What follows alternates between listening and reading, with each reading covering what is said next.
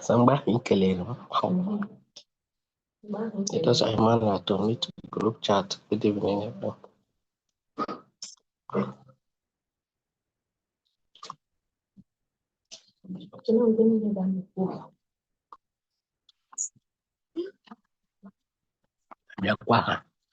Abịakwa ha nọ.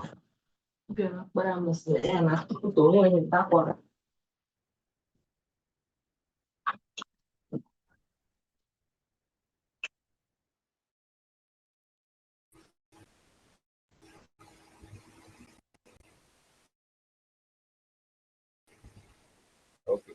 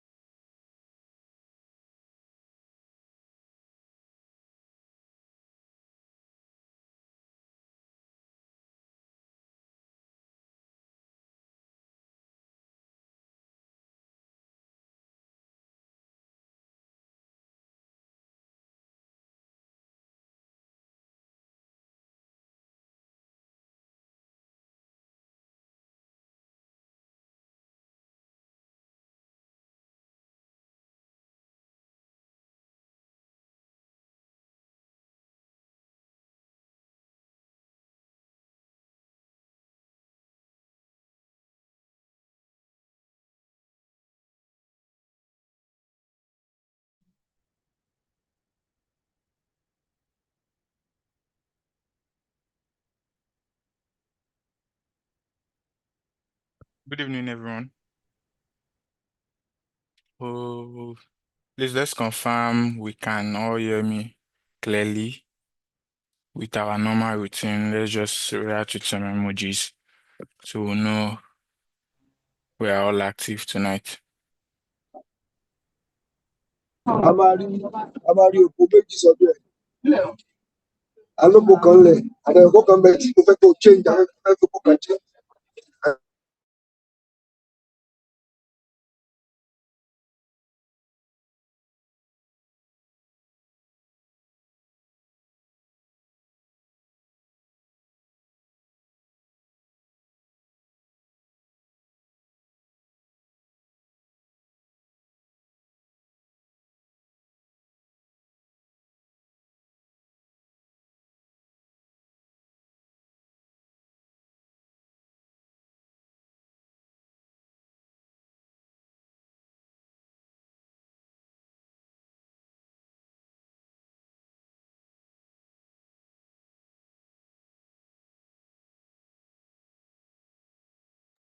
So that's good.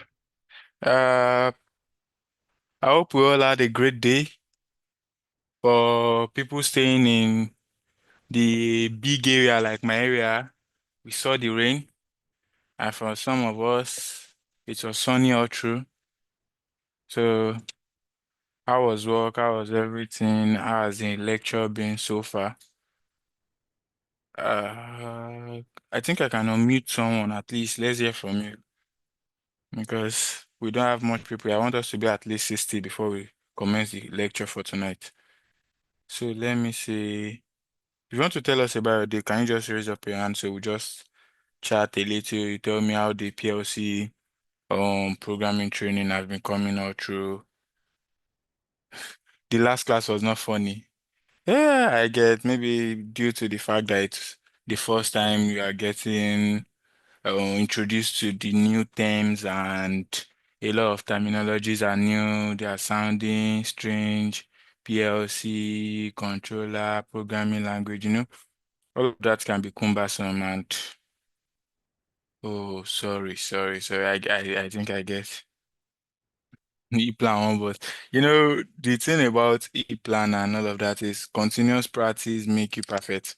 I see some videos from design on LinkedIn and I'm like, wow, you guys are really making me proud, I would say, and you are making the effort worth it because if I show some people my first design on E-plan, you'll be like, no, this can't be your design. It was super work. So, but seeing some people's first design as uh first time using a plan pro panel and all of that, I'm wowed. I'm like, okay, so this just send a statement that okay, if you are given enough time and resources, people we have great engineers, great mind out there that can do it. So those are some questions like the pros and not learner or newbies. I think I get that also. So what I'll do tonight is try as much as possible to carry everyone along. Make sure the whole session thing, the grammars are not too big. I'm not using large terminologies. I'll try as much as possible to bring it down to our level because I totally understand that everybody here is not the same. We're not on the same level in terms of knowledge of PLC programming. So I think I get that. So I'm happy I saw the video this afternoon at work. No, that's a great one.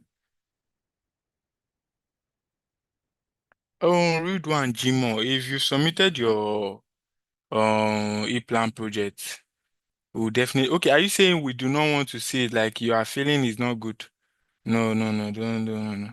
And Diamond, I saw your, I saw your design, and I must give it to you. You really tried. Makes sense. I was like, our one and only sister Diamond, this is beautiful. So it's one of those things you just need more practice, patience, um, more research to work on self-improvement because it does not end there. You know the basics and then you build on it. Once you have what we've done, what Nigeria Automation have done in terms of your plan is to build the foundation, then it's left to you to, okay, work on it, ask questions.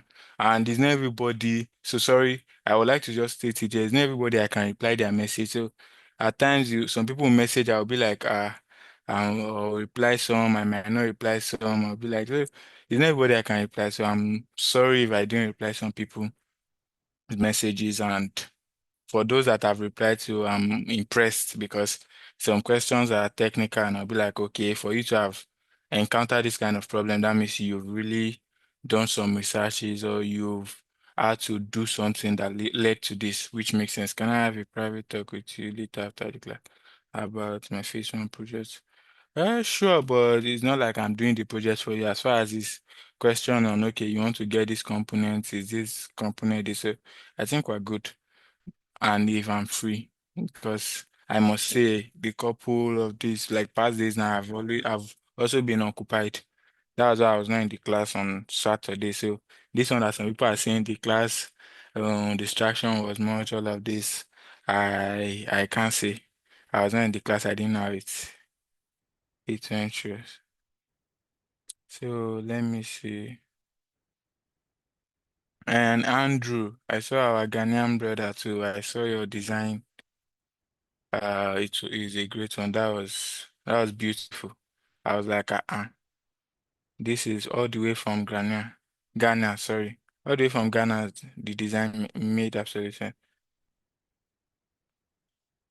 I don't think I'm in the I can't answer that question in terms of attendance for now. So Oh, I think I think that will be sorted in the Ask for Help group or something. So please, I would like us to react, like at least thumbs up if you know you have your e-plan. I said e-plan, PLC, CIA Portal software installed and the PLC SIM for that. Even if it's version 20, version 19, version 18, I just want to get reaction. So I would want this session to be as interactive as possible. I wouldn't want a situation whereby I'll be the one doing all of it. So I want to, okay, at every session, I want to stop by, okay, what have you done? Where are you? I would like to check in on everybody. So I want it to be like we're carrying everybody along. So I want today's class to be an interactive one because we're diving into the software part where we would start interfacing with the main um CIA portal tool. So I wouldn't want it's different from the theory aspect where you jot down and do this. So I would appreciate if we can all do something.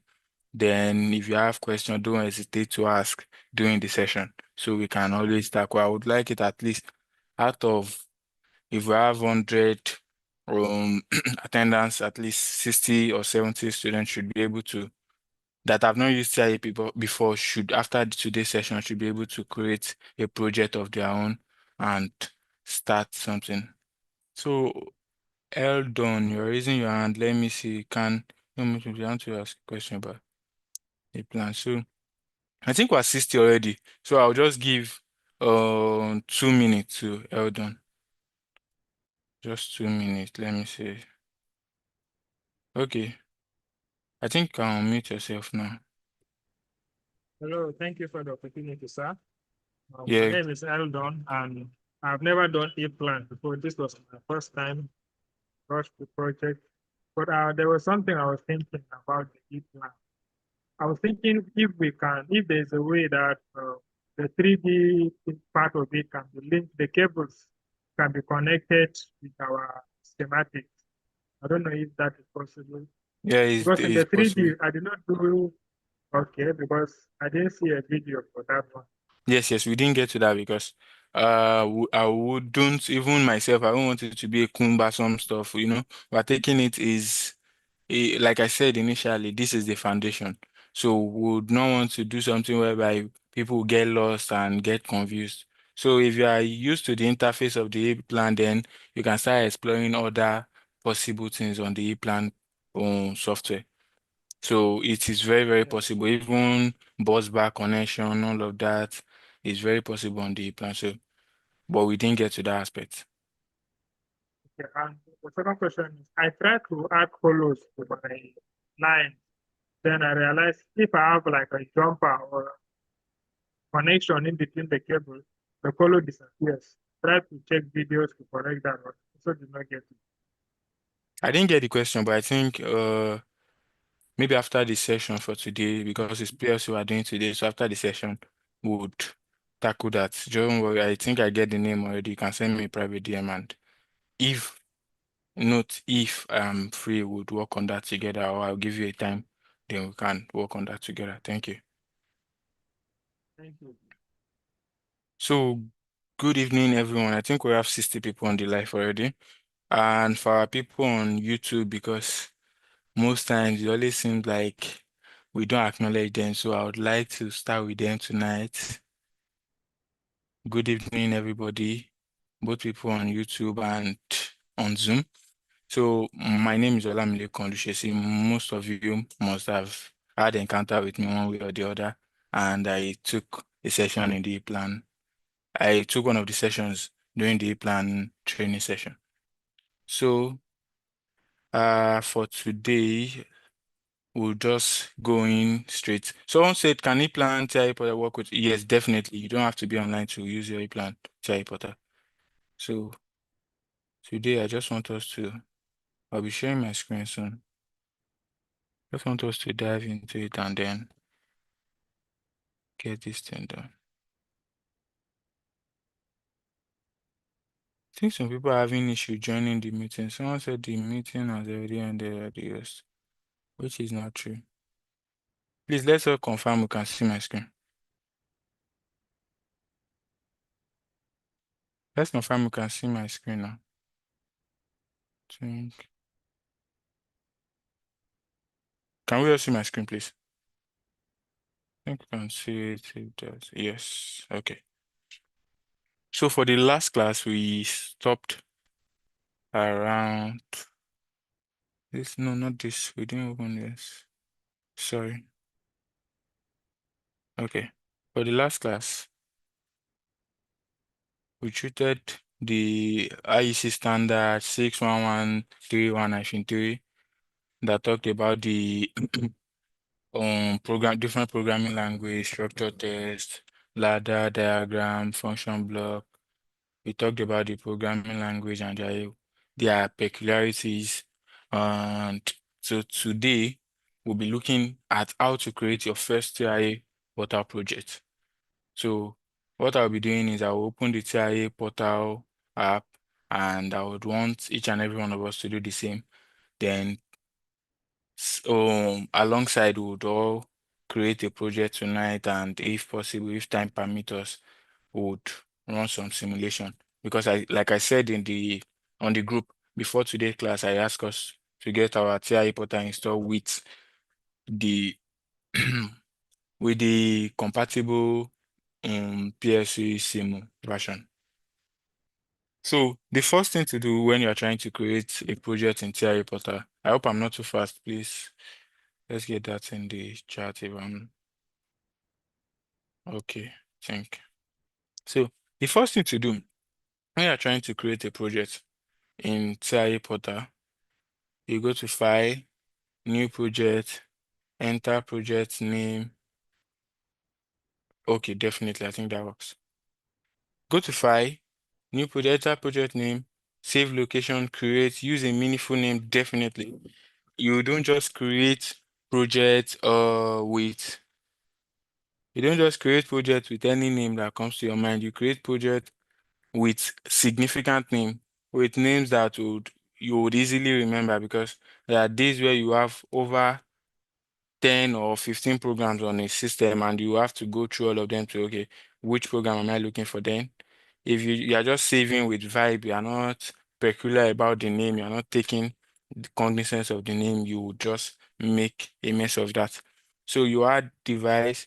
So for this part, I would want to emphasize, because for different projects, I think we've talked about that.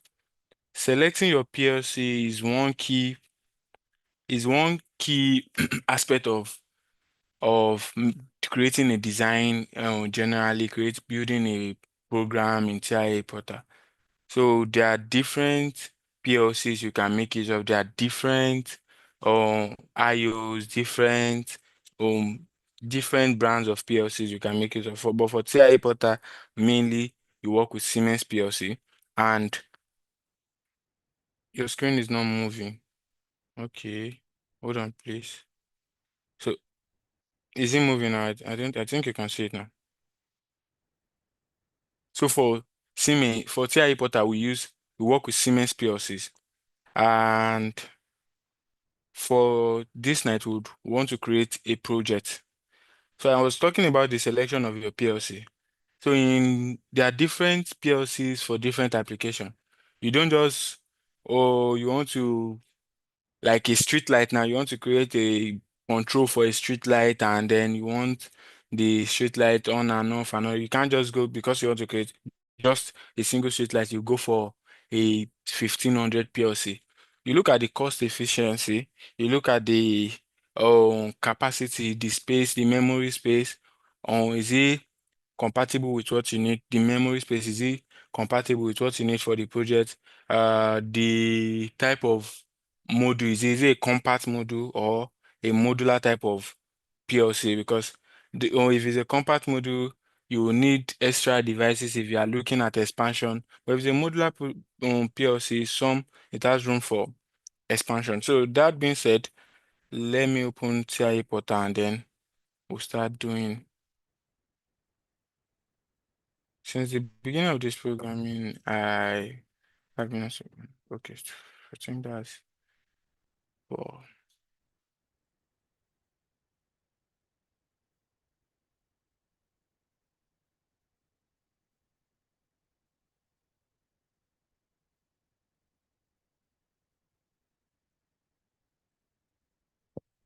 Sorry, I want to share the TIA portal page so we can help you.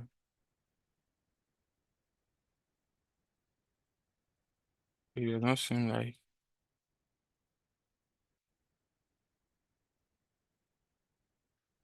So I'll be using TIA portal version 16.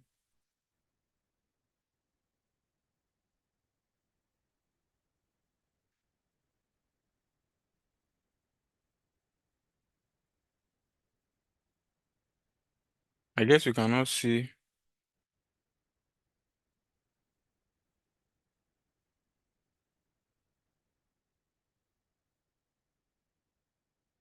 Yeah, I guess we can all see this now. So I'm using version 16. I have version 16 open on my laptop. So we can all open at least a version that you've already downloaded. Then to create a project, after opening the suitable version, the one you have on your PLC, on your laptop, sorry, you move further, you click on the create new project icon, which is here. So what do you want to name your project? Note, like we said before, naming your project is a very important part of creating a project in TIA Portal, because if you don't name your project right, you might end up losing the whole file and the whole project. And it can be super annoying at times when you've had to write programs for hours, and then because of you don't know the name you used to save it, you can't access the program again. Or days after you've worked on the program, you want to, okay, I need this program for something, you want to go back to access it, you can't remember the name. So you use peculiar names that, okay, that for me, there's a trick I make use of. So which is like for this instance now, I'll use Ninja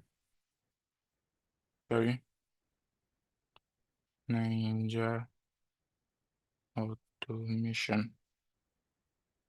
So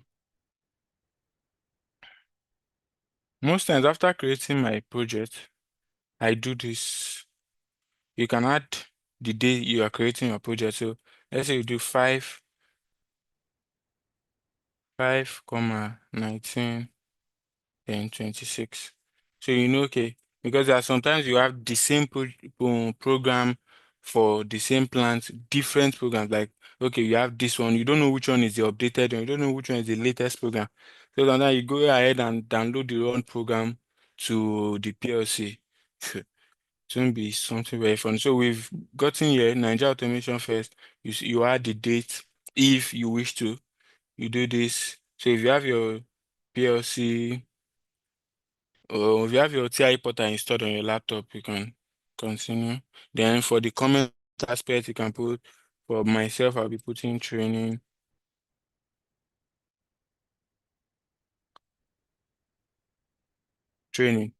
So yours might be okay for line 3, this for line 2, for traffic light. So for my comment, I'm putting training. Then you click on your create. So if we have anybody doing the same thing, can I just get yes in the chat or something? If you are doing the same thing.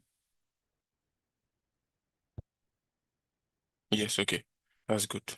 So since we're here now, you see you've accessed all this part of this stuff. You now do what? Project view. I think you can see my cursor down here, project view. Once you click on project view, it already has the project name, Nigeria Automation or Project 20 and all of that. So the next step is what? To add a device. So like I said before, your device choice is peculiar to, okay, what are you using this PLC for? What is the purpose this PLC is going to serve? Is it going to be there for, okay, just a placeholder? Is it going to be there for, okay, there might be room for expansion later and all of that? So for the purpose of this class, I think we'll be using a 1200. So add new device. Under add new device, you scroll down. You see, we have controller option, we have HMI option. HMI is for the visualization part. Then we have PC options. The PC are the industrial types. So we are using what a controller. We are making use of a PLC. Then for that, you go to the 1200.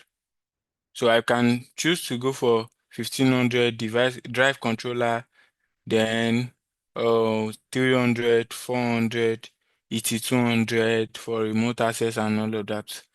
Then since I say we're using 1200, under the 1200 you see CPU. Now notice there are different CPUs here, and each of these CPU have their peculiarity. So like, for example, we have AC, DC, and relay. So this is telling you that, okay, this has either an AC input, like an AC output where you can wire, what's this thing called?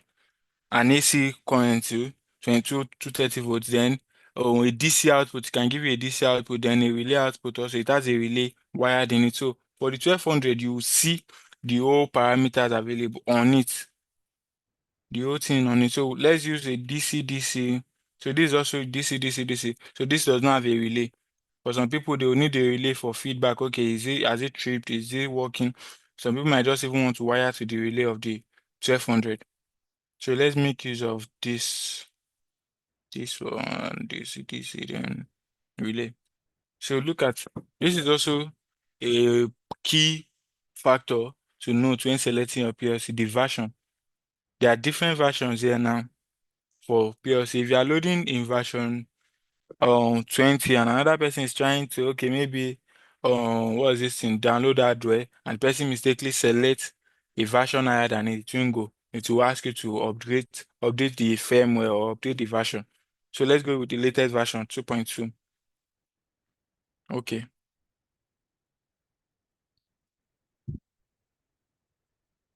So I want to just show you something.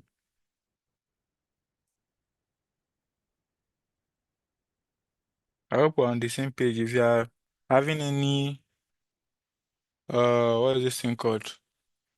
If there's any confusion or anything you're not clear about, you can always say it in the chat box. I'll check that and then we'll address it. So note, let me see if I can zoom in. You can see this is a compact PLC. What do I mean by compact PLC? Compact PLC is the type that comes with it. IO card, DO card, output card. So both his input and output card is already embedded in it. They build it together with the input and output card. It's not like you have to get an external mode. So after this one, I'll pick a modular type of PLC. So you will also see the difference. So look at this now. How do I know there is a compact type? Look at this from the body. Even from the name, you know. C compact. But look at this. This is the I0.0, I0.1, I0 to this to I0.7. That's the input aspect. This is the output on Q0.0 to the last one, which is Q0.5.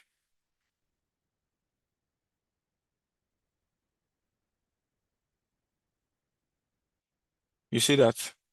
So let's pick a modular PLC. So I'll just show you. So let's come here. CPU. So notice something. These are compact. This is compact. How do you know again? It has what? C311C. But look at this one. Oh no, this guy is taking forever to open. Look at this. What can you see here? This is what? Only a CPU. But look at what will happen in case of the compact type. Look at, it's coming with 2 cards by the side. So let me pick, for this one that does not have anything by the side, you can pick this. Okay. Let's say you're picking this. This is it here. So now if I want to add card to it, come under this part here. If I can wish to say, okay, I want to have DI card, which is data input and data output card. Come under this place, okay. Which of the card do I need? Do I need I function, BA, I function, 24 volts? Do I need 16 or 16 bit, 24 volt DC? Which of it do I need? 230 volt DC. So let's go with the 16 bit. We bring it out, say it. You put it by the side, just drag and drop. Just drag it, put it by the side. So now it seems like you are creating your own PLC. You've brought your CPU, you are bringing the kind of card you want to build with it. But for the compact, it does not give room for that. It already come as a whole. There's no room for flexibility where you can add this, remove this. It comes as a whole. The PLC, the IO and DO card, the input and output card are already embedded in it already. So you don't need to start dragging and putting there. So you just go ahead and make sure you are choosing the one that suits the purpose you are trying to achieve. So you close this, you can go to the DO, digital output aspect, then pick it also, put it in. Embedded in. So you don't need to start dragging and putting there. So you just go ahead and make sure you are choosing the one that suits the purpose you are trying to achieve. So you close this.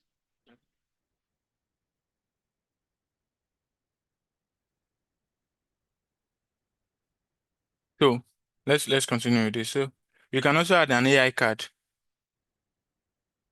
This is an AI card. RTD, TC, so this a temperature. So these are saying the kind of stuff the AI card can read. It can read temperature, read sensor input, TC and ST set point. You can also use it for high function, like encoder tracking and all of that. So this is the modular type for the PLC selection. So let's go back to the 1200 we're making use of, which is compact.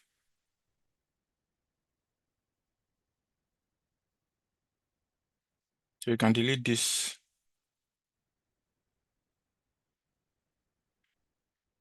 Number. Can delete this since we're not making use of this. So this was just to show you. So now device view, control.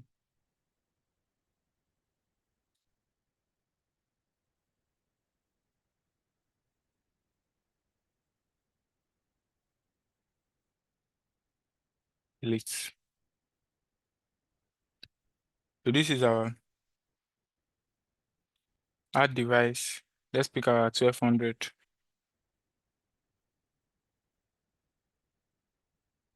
So this was one we used the last time.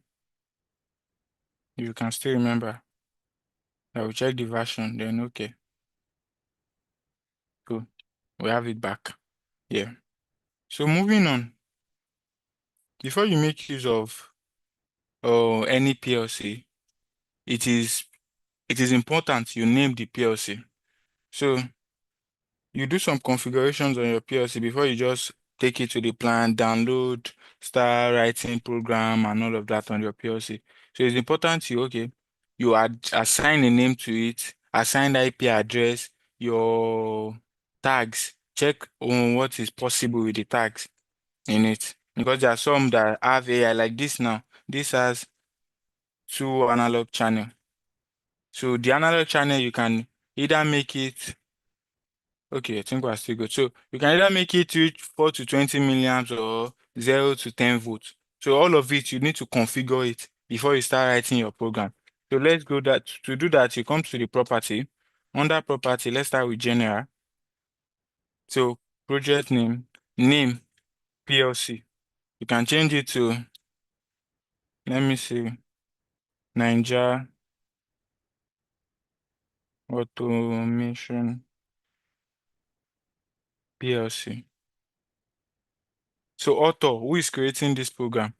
Olusesola Milekan. Yours would be your name and everything, then comment if you want to. Okay, maybe you can write the location where it is or where they are putting control panel PLC, main MCC PLC. You can just place that there just to differentiate because you might have a lot of PLC on the network. And the CPU, this is the catalog, and the version, update firmware version, description, change firmware version. You can do all of that. Then let's go to the Profinet interface. This is where the communication comes to play. This is the Profinet port for it. So what this tells you is that this 1200 PLC accepts Profinet communication. So you can download to it via Profinet network and also read from it via Profinet network. So to do that, you need to set an IP address for it, for the PLC. So you do this, come to General, Profinet, then you scroll down, Interface Network, see, set IP address in the project. Yeah, then what's the IP address you want to use? This is the IP address that is here now is 192.168.0.1, which is the default IP address you might also see on your own. So for situations where you might be on some at some plant and they would have their own machine IP address, they'll give you the IP address for the machine you're working with, then you change it to be on that same IP address range. So for this now, for the purpose of this class, we're using 192.168. I'll be using 03. 03. So enter. Then after that, you move forward. Generate Profinet design name automatically. It sets. We have generated the Profinet device name. Interface option, support device placement without changing medium. Communication, IO communication, bandwidth, all of this. I don't think you need to touch anything here. So the major thing you've done is that part. Then let's come to the DI part. This is the input part. So you check what is possible with the input. See the IO tags here. We have bool. So from here now, you had the section where they were talking about bits and bytes. So this is where you see it. For bool now, it's a bit. 0.0, that's a bit. So if you're not having this 0.0 to what? 0. This 5, it can still expand to, okay, 0.6, and then you now have 1.0. So that's a bit.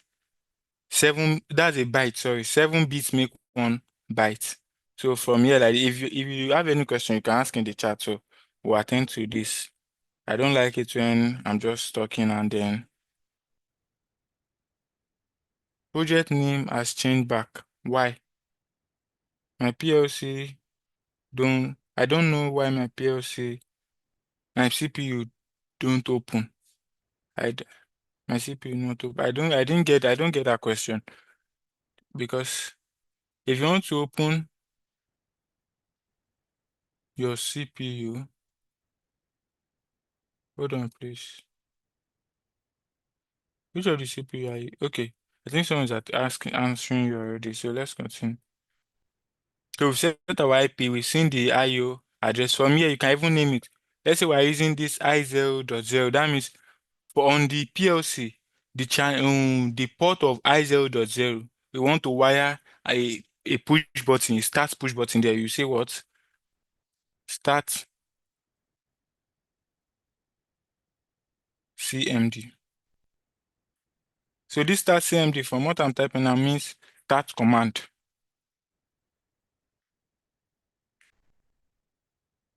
So you can give your own you can even write it directly as start command or anything. From here, you can name it or you can go to the tag table. There's a tag table here where you can use. So at times there's some, there's a name for this, like start, stop, emergency. Those are non-negotiable in your program most time. So you must use the start, stop, and emergency control. So let's put our start, let's put our stop.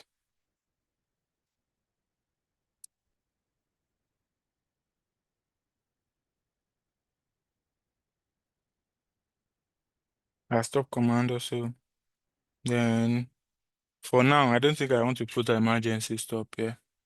So we already have our start and our stop command.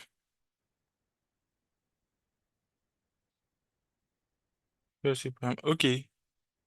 Which of the CPU are you using? This is the CPU I'm making. I'm using the 1200. I came to add device. Under add device, this is it here. I went to add device. Under add device, I click on S7 1200. Under 1200, you open the catalog, you look for this CPU. You can make use of anyone, because for the purpose of this training, we are not doing hard wiring. Like, we're not wiring it physically, so it's not like we have any expectation for it. It's just to familiarize us with it, to know where how to select, import, and do all of that. So for this now, I'm making use of this PLC CPU. This is the one I'm selecting, I guess. Yes, this top one. So that was the one I selected. Then after selecting, I clicked on it. You can just click on this place. Click on the PLC itself. After clicking on it, you click on the property. After clicking on property, make sure it's on general. Under general, that's when you can change the name and all of that. Let me know if you've been able to do that, please.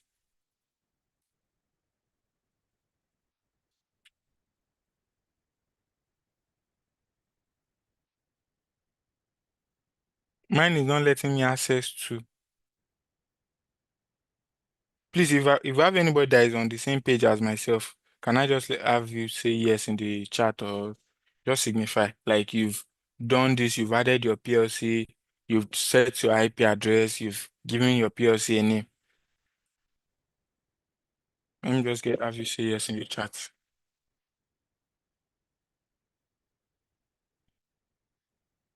Samuel David.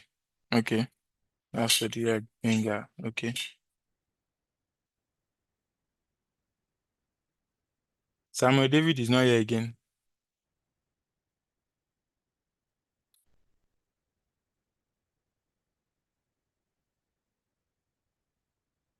Okay. Ajibola. Okay. So I think Adekoya Demla Sheyi. How far now have you been able to do it? Please let me hear from you, Adekoya, if you are still with us, so we can continue the session. I don't want anybody missing out, or that's why I'm trying to take it slow, because if you miss the foundation, you won't be able to do anything else. I'm here, but I'm kind of lost because, okay, maybe you watch the video. Oh, your TI portal is not licensed, that's why. Maybe you can activate the free trial. I think should be able to activate the free trial if this is the first time you're using the TI portal. Yes, Samuel, they will sure.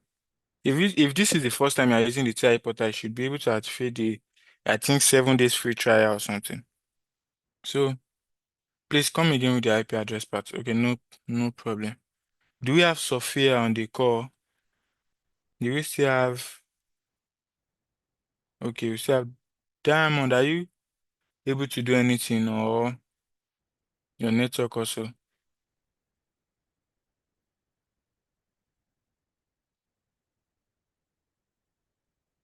Just some people I can. So I want us to at least have people that we are on the same wavelength. I don't think she's with us. So okay, let's continue.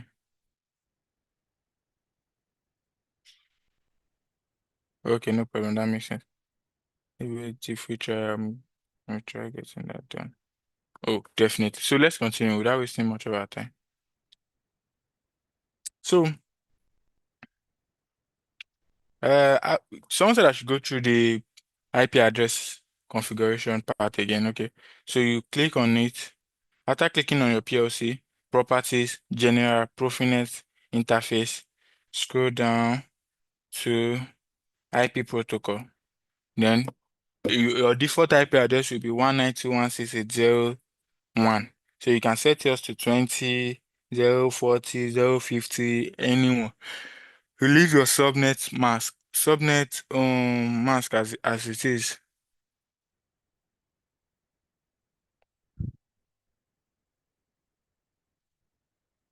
So you leave your subnet mask as it is. Then I've set my IP. I'm with you. Okay, that's great. Okay. Damilola, you're the one that asked me to go through the IP address part again. Let me know if you've gotten that so we can move on. So after we've done that, you've done your IP address, you've done this, you've done basically your PLC is ready now for work. So if you've been able to set up your IP address, you've been able to give your PLC name. For now, we are not connecting the PLC to anything. We're just have our PLC alone. So the advantage of PLC over what PLC does is it helps you reduce the stress of a lot of wires. All those that's why I love it that we took Star Delta motor control design in E-Plan first. If you notice in E-Plan, we have to bring this contactor, this one, that one. A whole lot of contactor was used. So if you had to wire that physically on a panel, it would be serious. PLC option is expensive, yes, but it's more effective. It helps you save space. It is very, very reliable. So I've set my IP. Okay. So for that now, I would want us to just do what's this thing called? The motor control logic again here on a PLC. So what we'll do is we'll do a star delta connection. So like we did in E-Plan, we had a motor, or should we use our project, the project question? If you want us to use our project question, I don't know if I have the project question. Maybe we'll do that too. I don't have the project question open on my laptop. If not, I would have made use of that. But let's just do a simple star delta control. I don't have project question. I'm sure we'll do that on Thursday. I'll get that ready. That'll be question, yeah. So first thing first, star delta is more generic. Why I'm taking star delta, I know you are a senior man, Olugo, Caleb, sorry about that. So the issue is more generic, definitely, and most people is what they can relate to. Almost 90% of people on this call now would have one way or the other done motor control, use either direct online or star delta. I think someone have gotten the project first. So we have two motor. We have one 15 kilowatt motor, then the other 3 kilowatt exhaust fan motor. Both motor must operate from single control panel. So what we want to do now, what we'll do with this plot, I'm suggesting it. So what we want to do now is the motor control part. I want to just show you what it will look like if we are to do. Let's just start with the star delta. Let's start with it before going to the project, because so that people can relate with that, then would gradually improve and move up. So if you want to write your program first, you want to create a program, you've given your PLC name, done your IP, you come to the program block. This is where I am on the program block.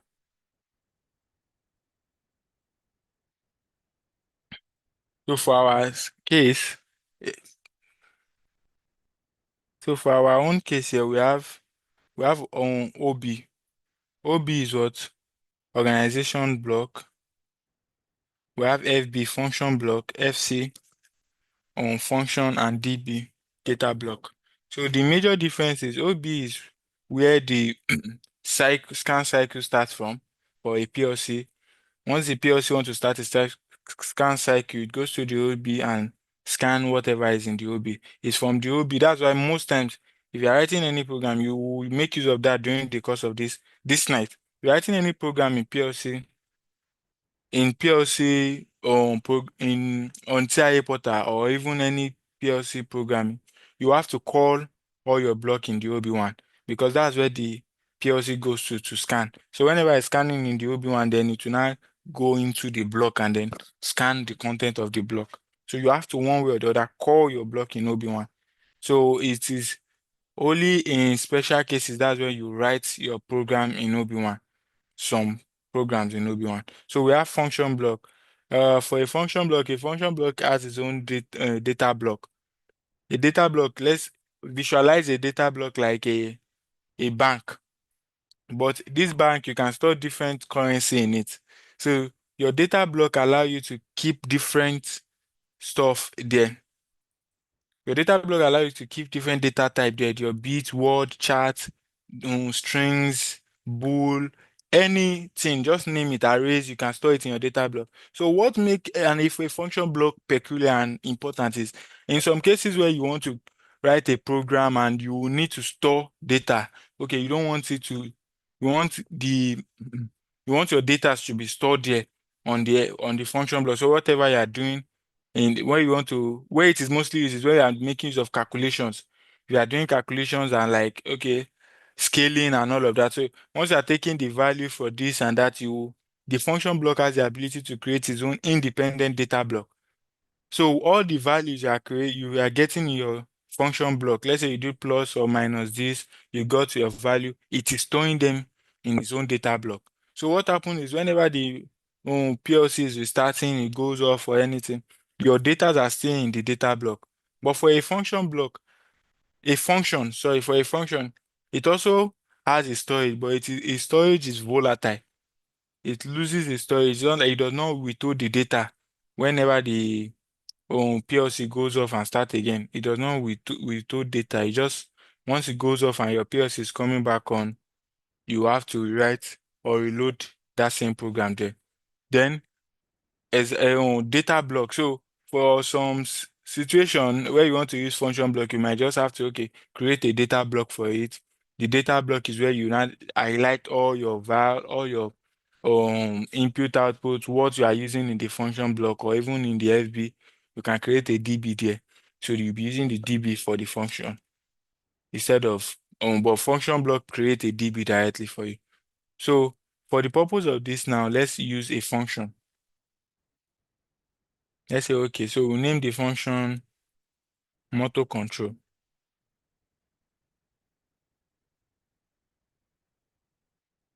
If you have any question, you can always ask in the chat box. So I want us to make sure everybody is on the same page. So I clicked on OK, motor control. So what do you notice? This is ladder logic.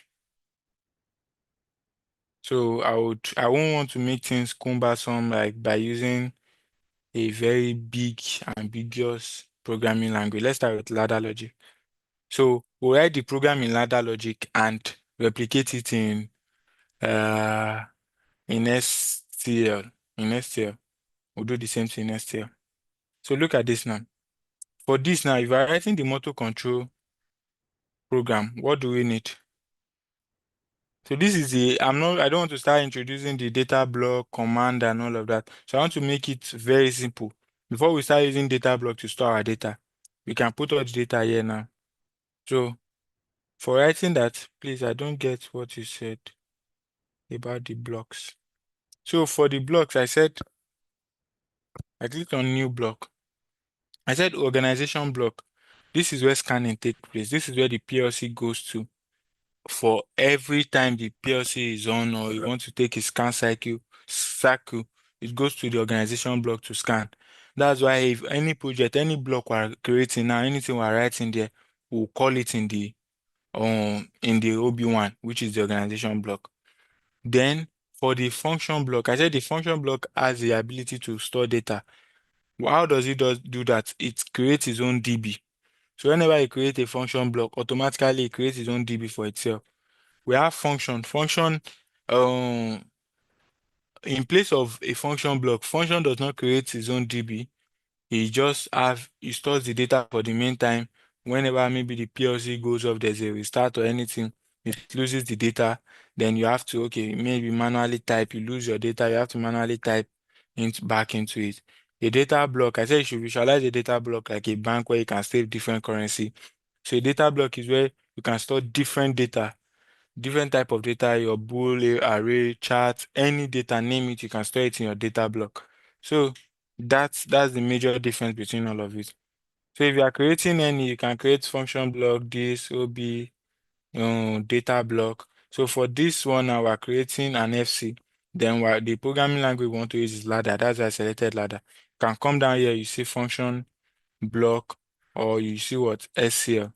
But note, if you are using function block, there are more options to programming. Okay, you are using this one, yes. For some PLCs, the programming language you can use is limited because look at this now. What do we have here? I think I'll still show it before the end of this class. For this 1200, you can only write with what? Ladder, LB, and SCL. But for 1500, you can write it both STL, ladder, and function block. So let's continue. I've created my function block. I name it motor control. So I said you go to your show PLC tag. For the motor control, what are the things we need? What are the tags we need? What do we want to control? We want to send from the PLC DI card, the digital output. I want to send a command to the contactor. So instead of the one that after you press the start push button, you wire a timer. I'm talking about the E-plan aspect now, what we did before. After you press start push button, overload will check, you wire a timer, from the timer, you now get after the time, you now send signal to A1 of the contactor. You won't do that. You don't need to do all of that here. So what you just do is come here, create.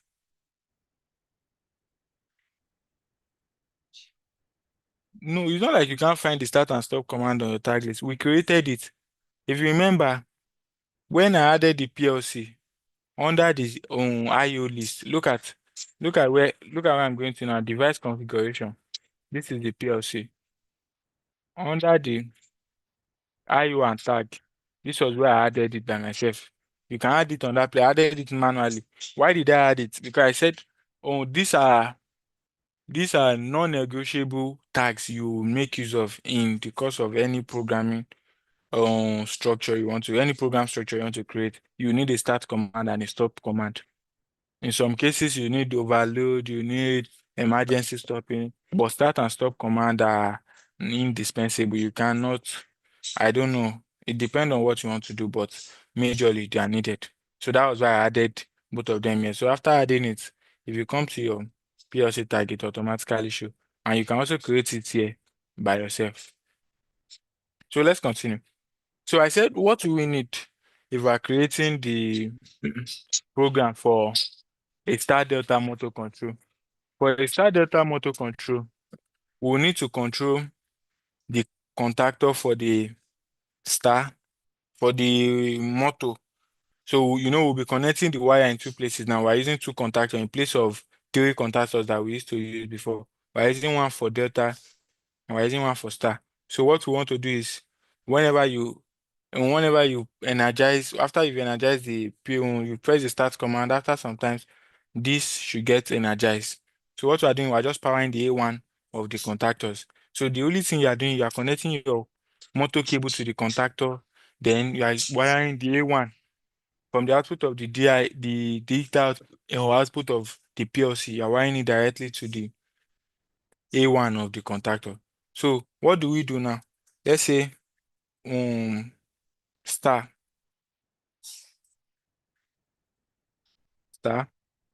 then delta. So we're looking at the contactor.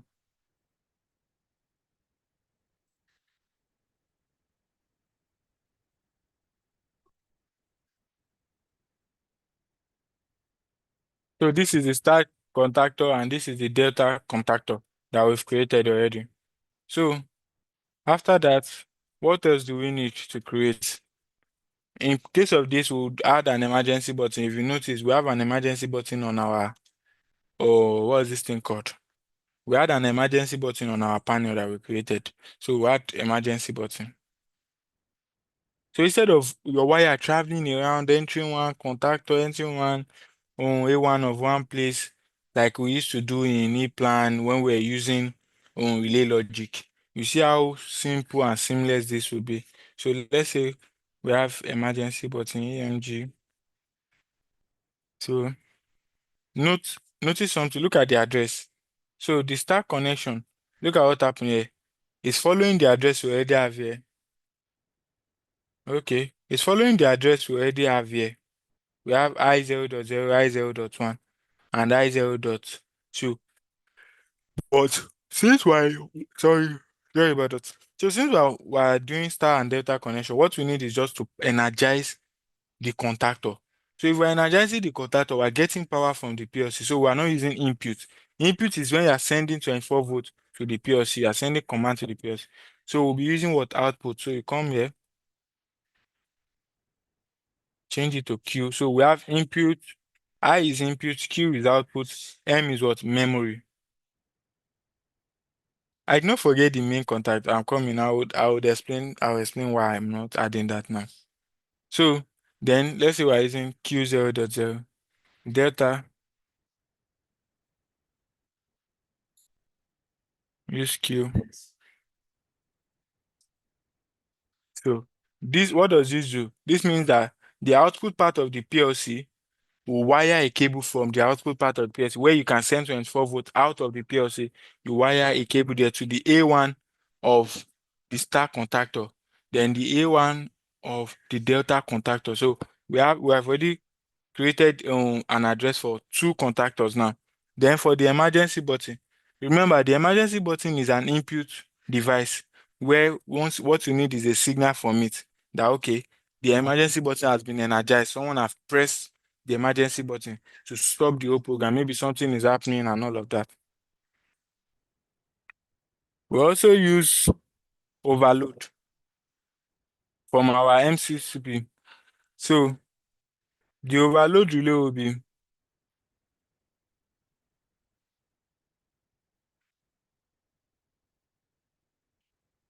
so let's say we're using overload. The overload is an input device because you are getting signal from the breaker saying, okay, this, hold on, please.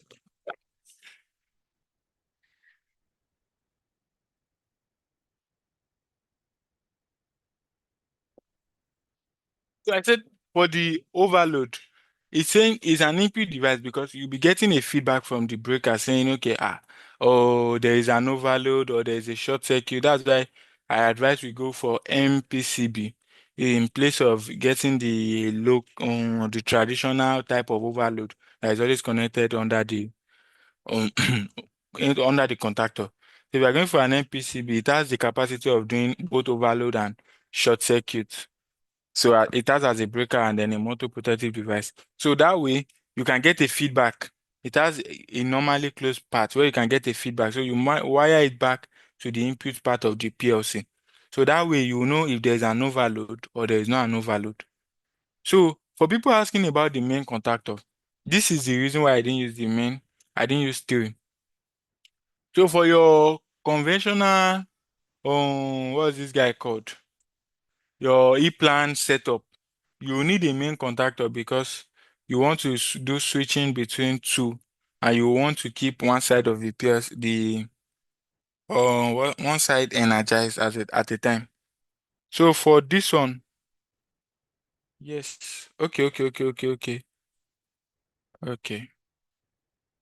let us go there because if I didn't add it, I will have to create a DB and start addressing this. Let me just add it.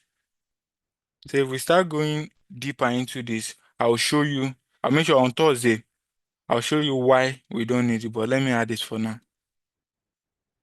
Because if I say I should start explaining about DB, it would divert our attention from what we're doing. Let me just add a main contactor. So on Thursday, so the main contactor is also using an output. So I think we are okay with this now. So we'll now go back to our FC, motor control FC. So what do we want to do? Once they press the start push button, so you bring in a normally open contact. Once you press it, it just comes down here. Let me know if anybody has done that also, please. You bring in a normally open contact. I can't see anybody saying yes, so.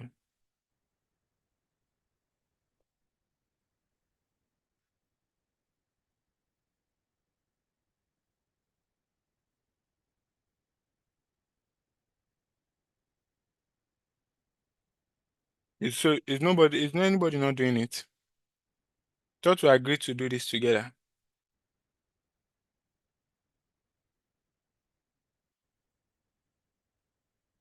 So, first, please, can you still hear me?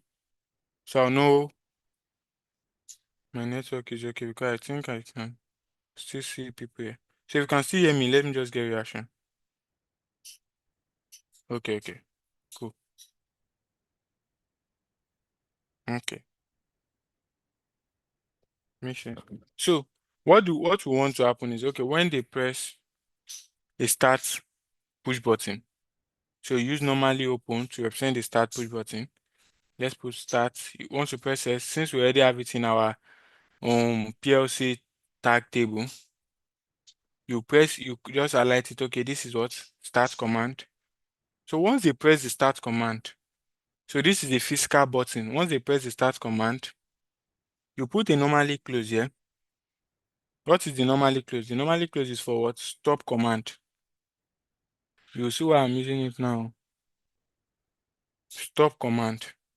What does this do? This break the connection between, I will try and simulate, you see. So this break the connection between here and here. So this is our start command. You get a push button, so they push it, then connection start flowing. If there's no stop command, that means the person did not press the stop command. The connection flows continue. We also had a normally close for what? Emergency. So emergency push button is not pressed. These are like safety interlock. In place of the one, if you are using e-plan, you have to take your current side, you bring the normally open contact for it, you bring a contactor, you start wiring, you start showing the wire diagram how it's going down in your layout. So this is the same thing we're trying to do here. So current start flowing from here. I'm just using current as a preference. So it start flowing, they press start command, a push button, it keeps going, it gets here, it checks, okay, there's no stop command from the operator, it keeps going, there's no emergency button, it keeps going. So if there's none of that, it now comes here to the output. So the output will be what? Main contactor. So what's the output? The output we're using now is what? Main contactor. That means our main contactor is what? Is energized. So for this now, once they press the start push button, the main contactor come on. So what do we want? We want immediately they press the start push button, the main contactor should come on, and also the star connection should come on. So it's moved from star to delta. So it starts small, then it goes to delta. So what do you do here? Because it depends on the kind of, okay, let's go with that. So we've done our first line of program. So come here, put a normally open. Since we already have the command from start push button here to start this main contactor, you can now pick this guy, the main contactor here. You say if main contactor is already on,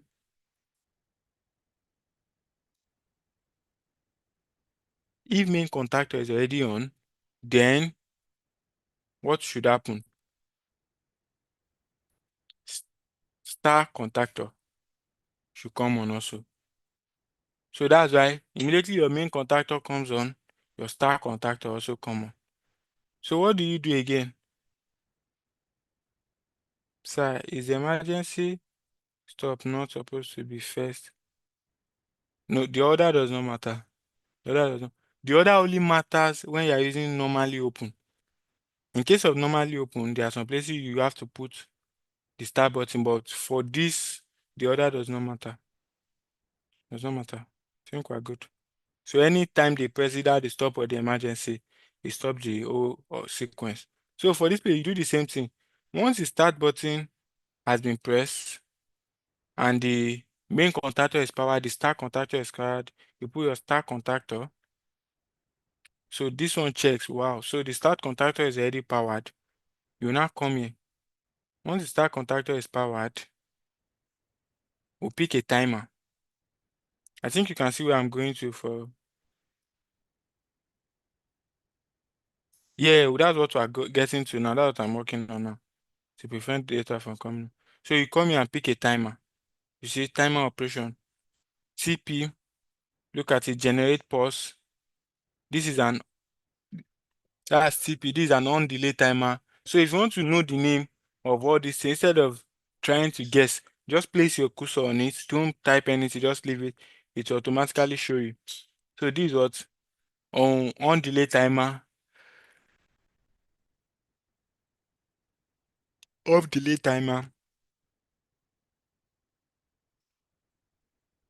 timer accumulator. That means it counts for how many times, and it accumulates the number of times it has counted for.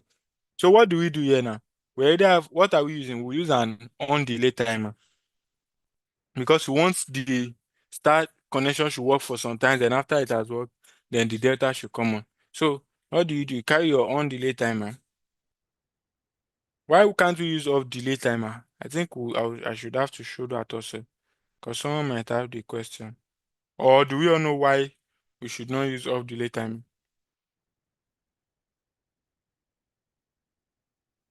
I think we all do. Okay. So I've picked the on delay timer now. What is on delay? Okay, no. Yeah, I'll show that when we simulate. So on delay timer, what on delay? I'll show you the difference when I simulate. So you set your time. How long do you want the star connection to stay on for? You say, okay, let's say you want you to stay on for 5 seconds. You can just say 5s. So that's 5s. So if it stays on for 5s, you bring what? An output also. You click on this place for an output. So look at what I'll do now. Come under here, temporary bits. These are temporary bits. You can make use of as many as possible.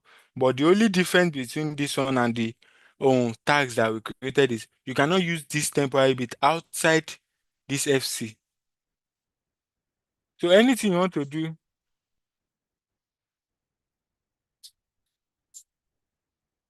are you having a separate push button for the star converter? No, there's no separate push button. So what is happening is once they press, I don't know. Okay. So what's happening now is once they press the start push button, look at it from up here. Let me think if I can bring this down. They press the start push button. There's no stop command. There's no emergency button press. Main contactor come on. This one check, is main contactor on? Yes. Start contactor. This one now comes here and I say, okay, is start contactor on? Yes. Start timer to start counting. Once the timer now count and reach 5 seconds, okay, I'm done with 5 seconds. So what I want to do is I show you, instead of going to, okay, how do you know when to use temporary bits? That's a very good question. So in cases where the bit, the signal you are making use of, you are only using it in this FC. You are not using it, you will not need the signal outside of this FC. Because like this now, if I create a temporary bit, let's create a temporary bit and say T1, timer 1. So T1 is what? A bool. You notice how we're using bool for everything. We'll still get to other data type. So T1, a bool. You bring your T1 here. Put your bool here. So what does this do now? Once the start contactor is on, it start counting.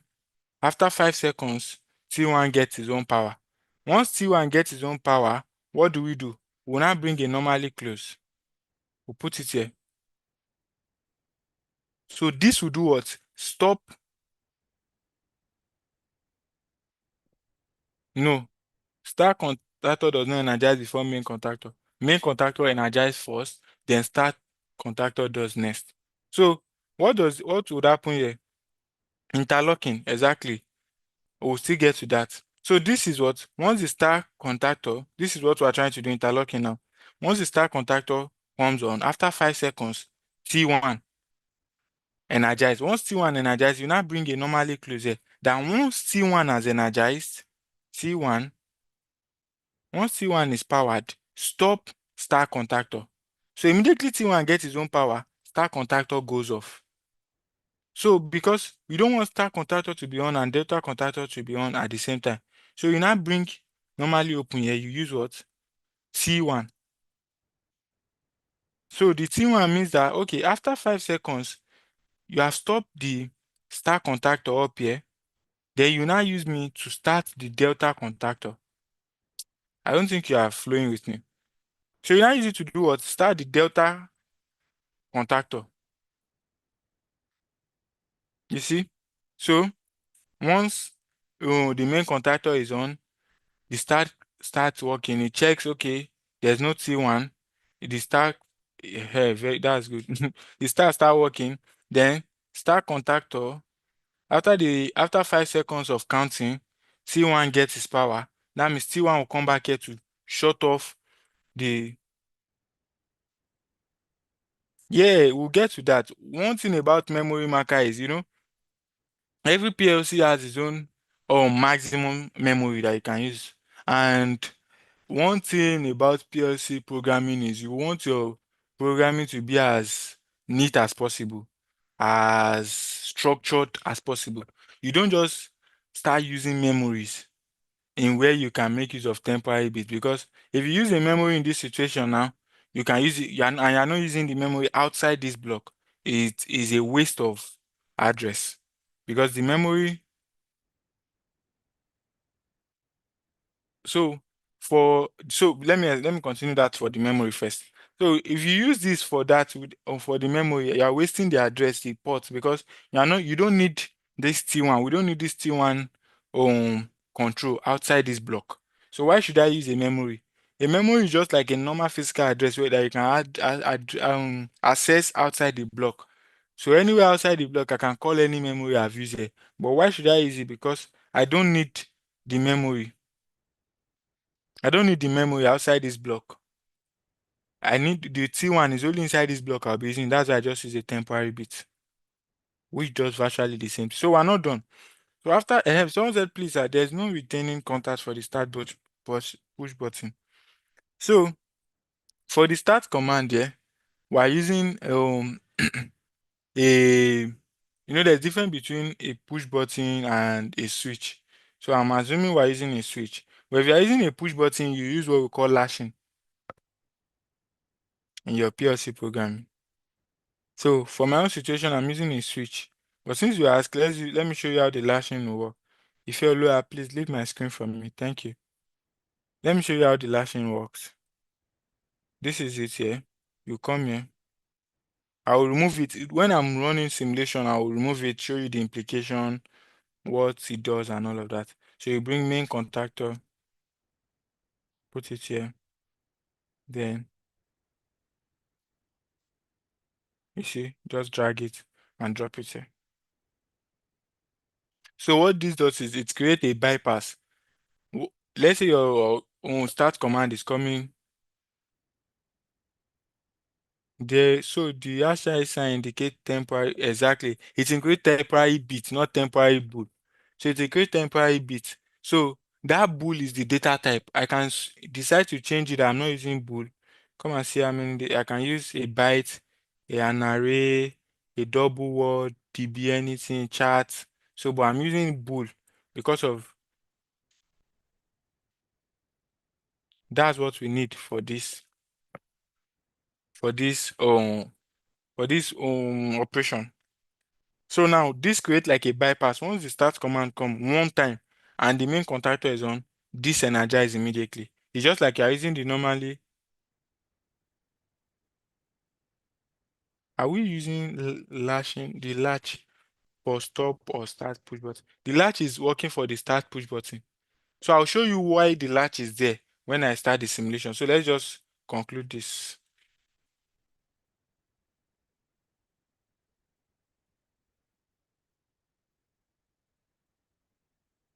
So once you've powered that, you've powered your delta contactor now.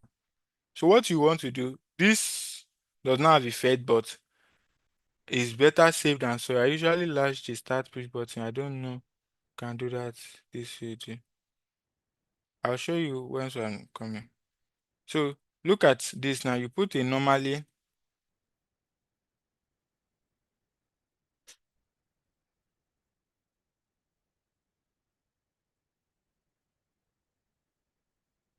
I don't think I get what this question is for.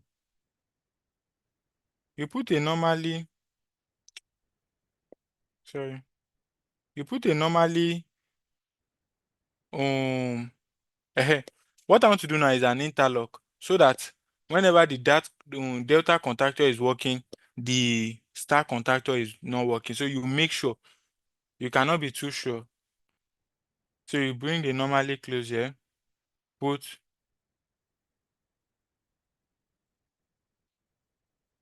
Yeah, we're allowing beginners to learn. So that's why I say you can ask your question. Anybody that is not clear, Elijah, just ask, where do you want me to explain? Why am I using this? So I'm always here to answer those questions. So there's no stupid question here. All questions are accepted. So let's go down. We put delta. So what this does is it checks.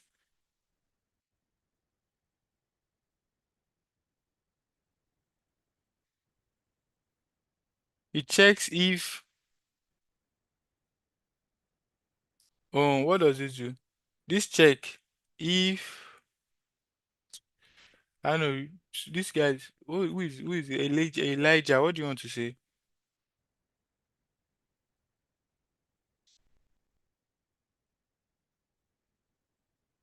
Elijah, I'm waiting for most questions you have. Exactly, that's why.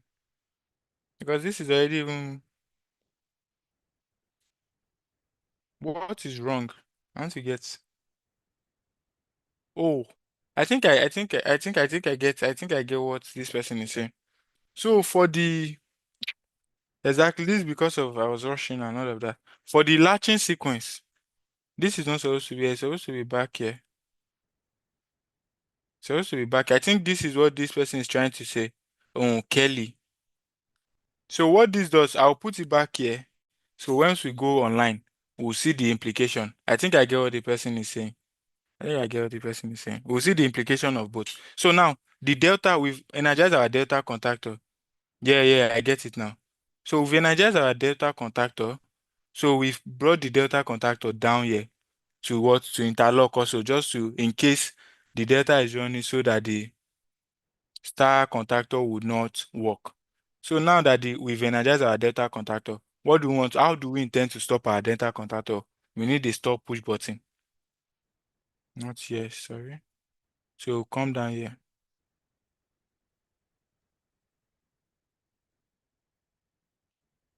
Stop command can come from it. So whenever the operator now press OK, decides to say stop, then this goes off, the main contactor goes off, then the delta also goes off. Someone is not asking, I'm expecting someone to ask that why am I not latching it that when the star is working, the delta should not work. So why I didn't do that is because this guy is starting first. So program-wise, this would always start first. The star contactor would always start first. So there's no situation where you say, okay, the delta contactor is the one starting first. So you always latch with the one that is at the bottom. I say latch, so interlock with the one that is at the bottom. So you pick the delta contactor to interlock this so that whenever this one starts operation, just to be double sure that this is off already. So the two of them does not send power to the motor at once. So I think we've done something, yes. After 5, this comes on, our data contactor comes on. So I will change this to off delay timer later for Elijah and other people that don't know why we're using on delay. And I'll also bring this backward during the course of the simulation so we can all see it.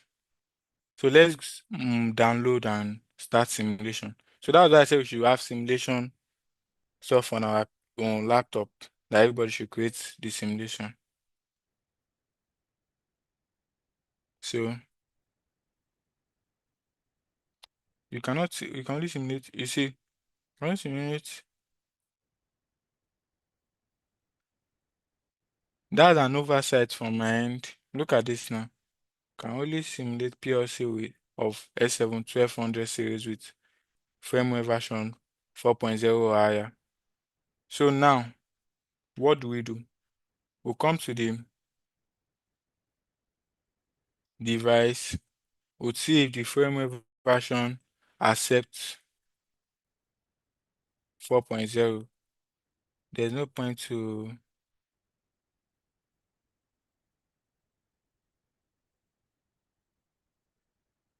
property.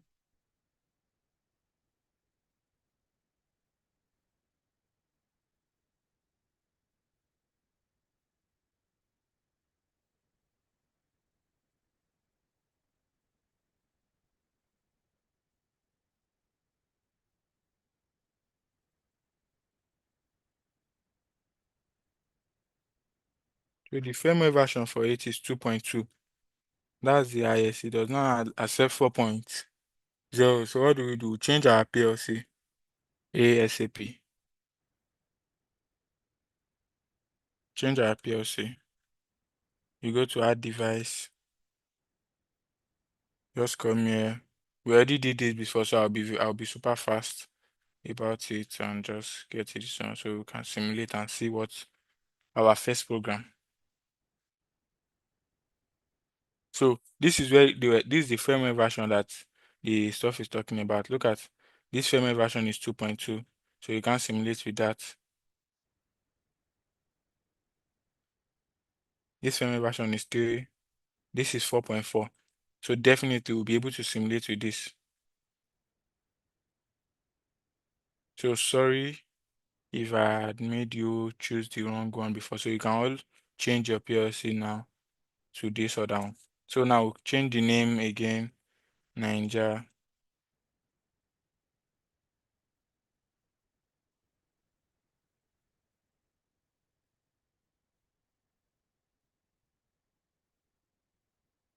Then come to the Profinet port, change the IP address.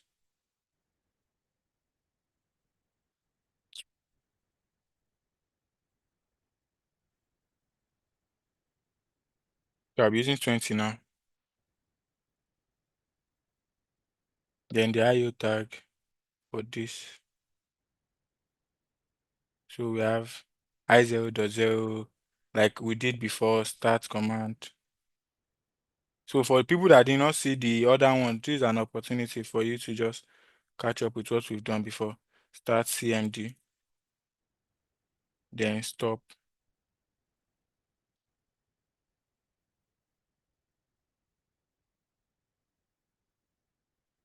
So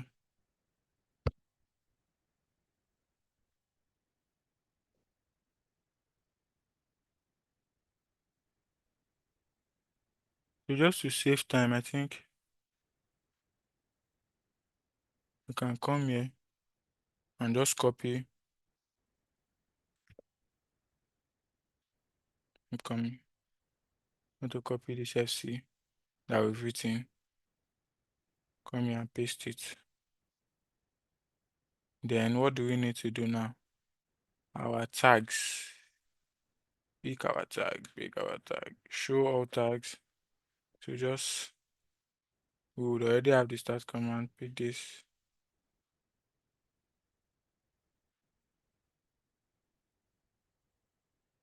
No, not that. What to do?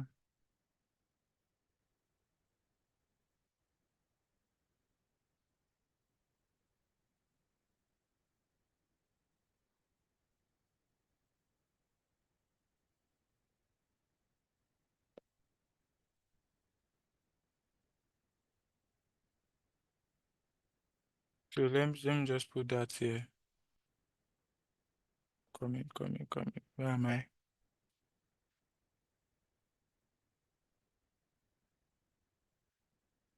Okay. Yes, it I did some research. I just to download. I discovered that PLC sim is for simulator. I don't want to ask because sorry, I want to answer this person's question. I don't mean to be too forward, sir.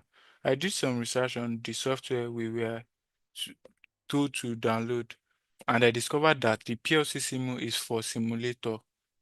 I want to ask that in what case does the software come? Yeah. We'll make use of it this night. That's what we wanted to work with, that course that showed us that we were using the wrong CPU.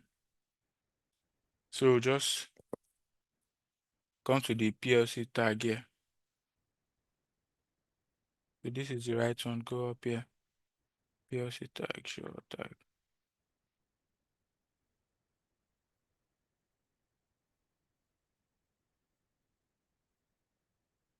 So we already have all our tag here mapped beautifully. So we already have the same tags that we have there.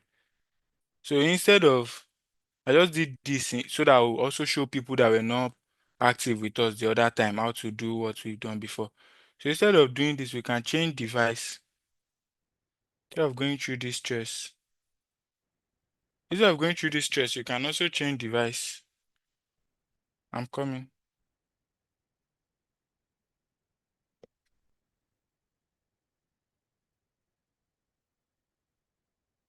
I had a call, that was why. So instead of going through this stress, you can come to your, under your device here, right click. I don't know why this guy is not moving. Right click, see change device up here, click on it, then you select the new type of this thing you want to use. It will automatically come with all of this. But I did not, I just wanted to show other people what we did the other time, the IP address, the name, and all of that. That was why I had to go through that long route. So since we've done that, we can delete this from our network chain, then just delete. So now I think we have the right PLC. So let's go to our program, the FC, the motor control FC. So our program will be there. So notice something now. You will see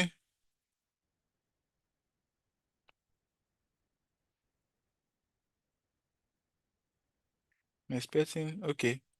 So it came with the temporary bit we created the other time.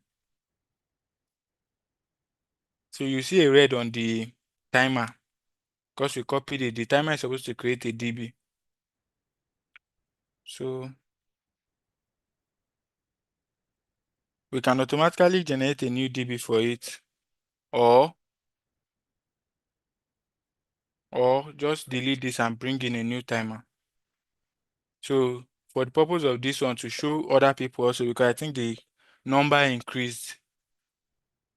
So to show other people, you come back here, come to timer, on delay timer, drag, and then drop beautifully. Okay, it's create a DB automatically. Then you set your time, 5 seconds.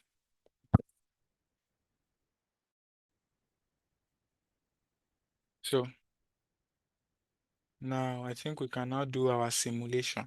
Let me confirm everything is okay. Then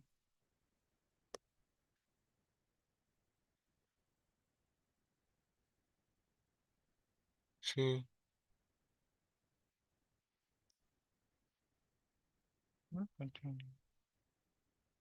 okay, open cancel.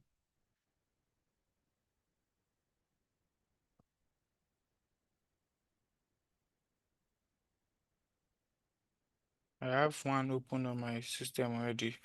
I was working on a project, so I have to close the simulation runtime.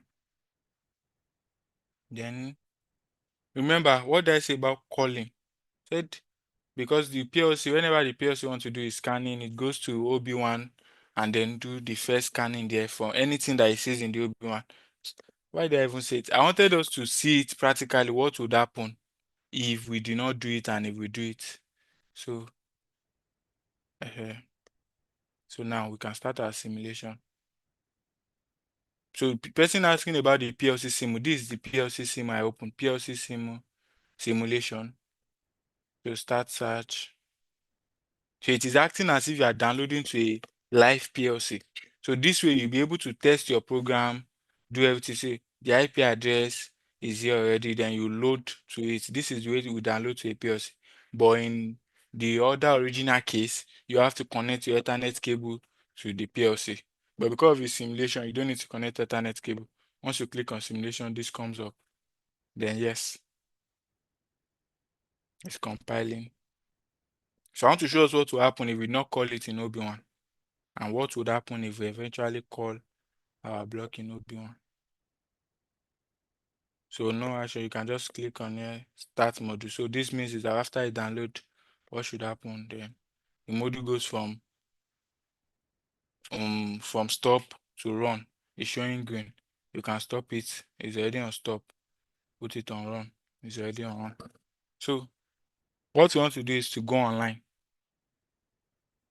Go online. So what do you notice? Now we're online. You can see green, green, green. We are online. So once you're online, you can now monitor. This is where you see the like a flow chart, how the current and everything is showing. What do you notice here? Nothing. Come to your essay. Try to monitor. What do you notice? Everything is blank. Nothing is not working. It seems like the program is not working. So what do? Go to your OB1.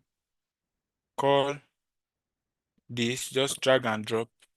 Unconditional call. So once you drag and drop it there, compile and download again. If you have any question, you can ask. So there's nothing. So what do you notice? You can see a green line now. This green line notified that okay, you are online and then a program is being executed. So let's go to inside this block now. Let's now monitor this block. So what do you notice? See, you see this? You see, this is what we're supposed to have initially. But if you don't call your block, the PLC will not scan and reshare it. You don't even notice that there's anything inside this place. It's because we call the block, that's why it starts scanning and scanning to this point that it's now okay, what's happening inside this block. So let's modify it. Let's modify the bit now. Okay, let's say we are turning to 1. Let me see if we can do that modification. No, I just changed it to modify it to 1.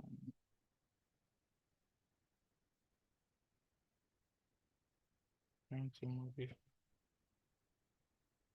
You don't get how I call the block. I just create a first table here. So what I did was I went to my OB1. Just drag your motor control FC, drop it in your OB1, then compile and download. Look at it. I just drag and drop it here. Simple. Drop it here. That's all.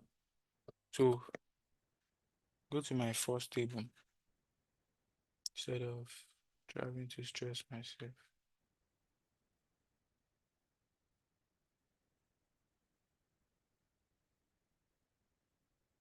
So let's open our motor control.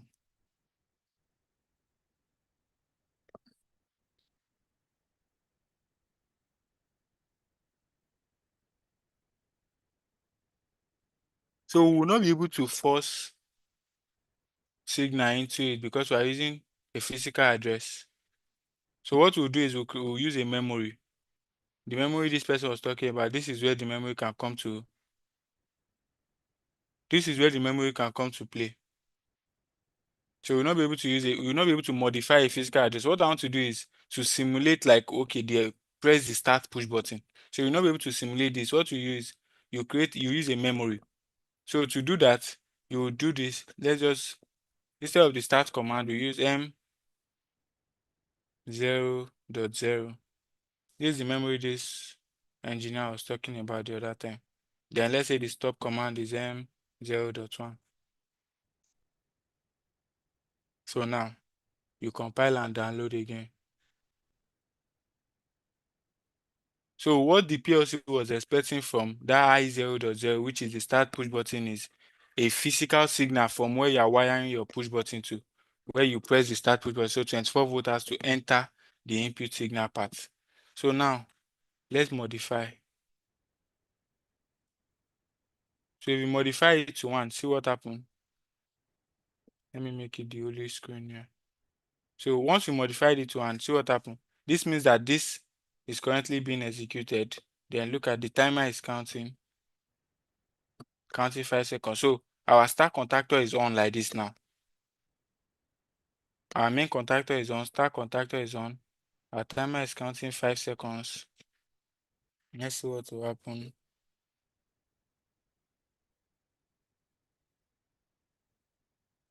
We have used like 2 seconds. So let's see what will happen.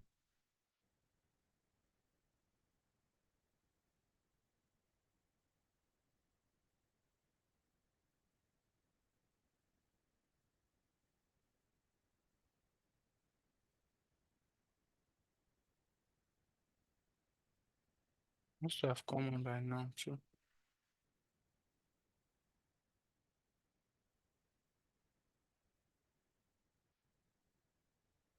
Hold on.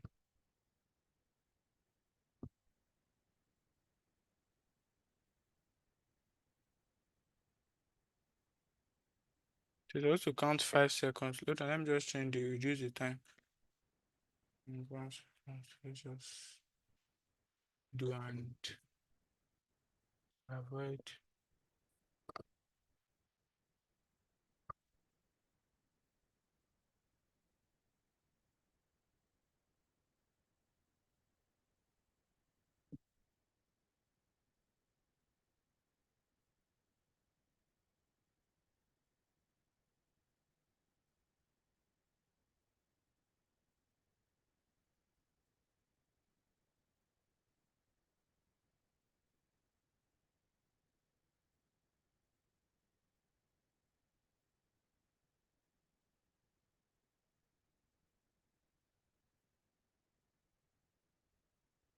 It's supposed to come on after.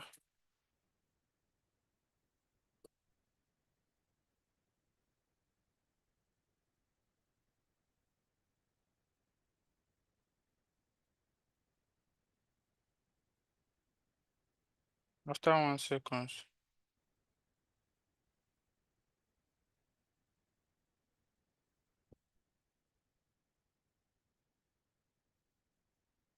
This 1 second is taking more than one. I don't know why this guy is doing this.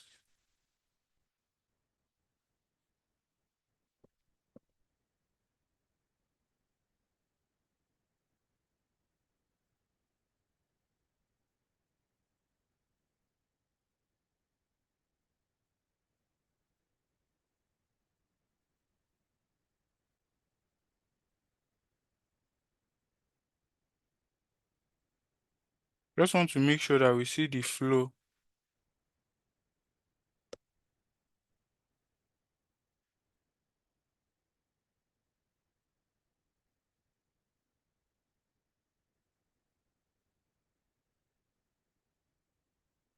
Nope.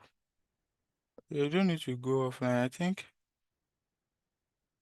you see the timer is coming on and going off and resetting itself. Okay.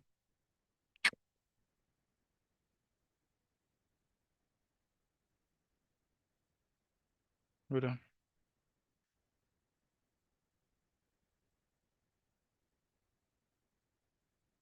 Hold on now.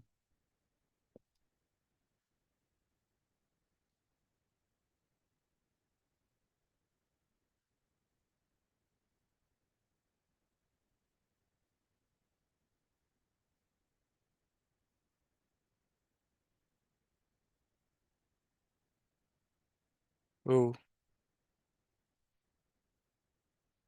I think I know now. It will work now. I think I see where the confusion is coming from. So our timer is on now. So this is where the confusion was coming from before. Yes. The start contactor is permanently on, and then after the timer comes on, it goes off and then resets this guy again. That's why it is acting redundantly. It's coming on time with time on time, like it's starting to start again. That's what the timer is doing. So what do we do? I'm coming. Trying to stop.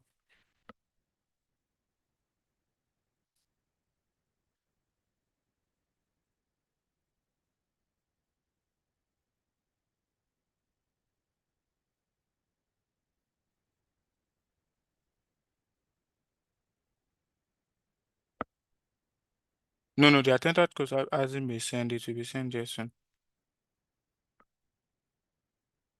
Oh, okay. That's why it's good to have the simulation. So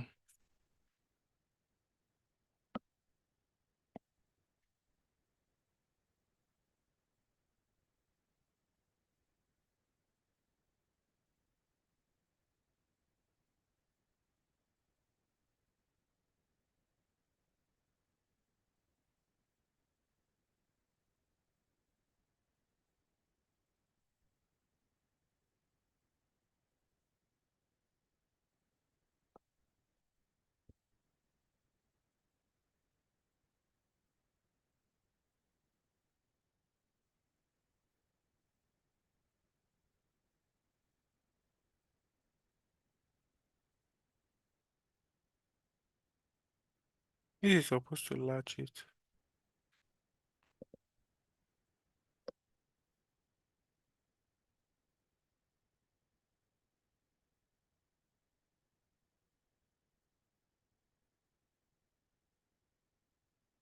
Something is.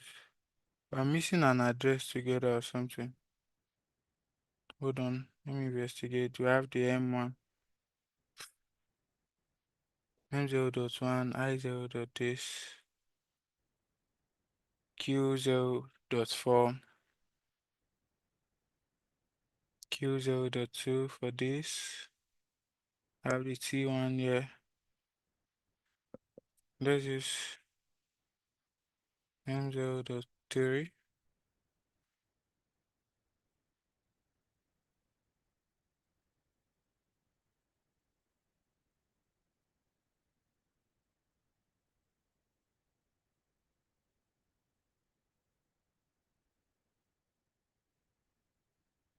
What's the title of what you're doing? So, we're trying to do star delta connection using PLC, M0.3.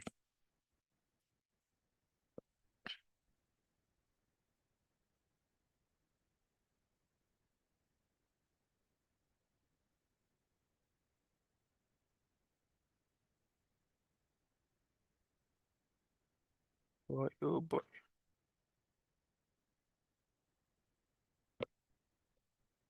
So this is what we were supposed to have, actually. This is what we were supposed to have initially. So your start command has been pressed. Let's say we off it, so we start again and then we all see what, and I'll explain why that was happening before. So I'll modify the stop button to 1 so it can reset everything. Modify it back to 1 to 0, sorry.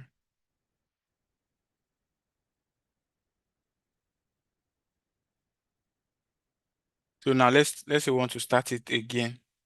Okay, this is now.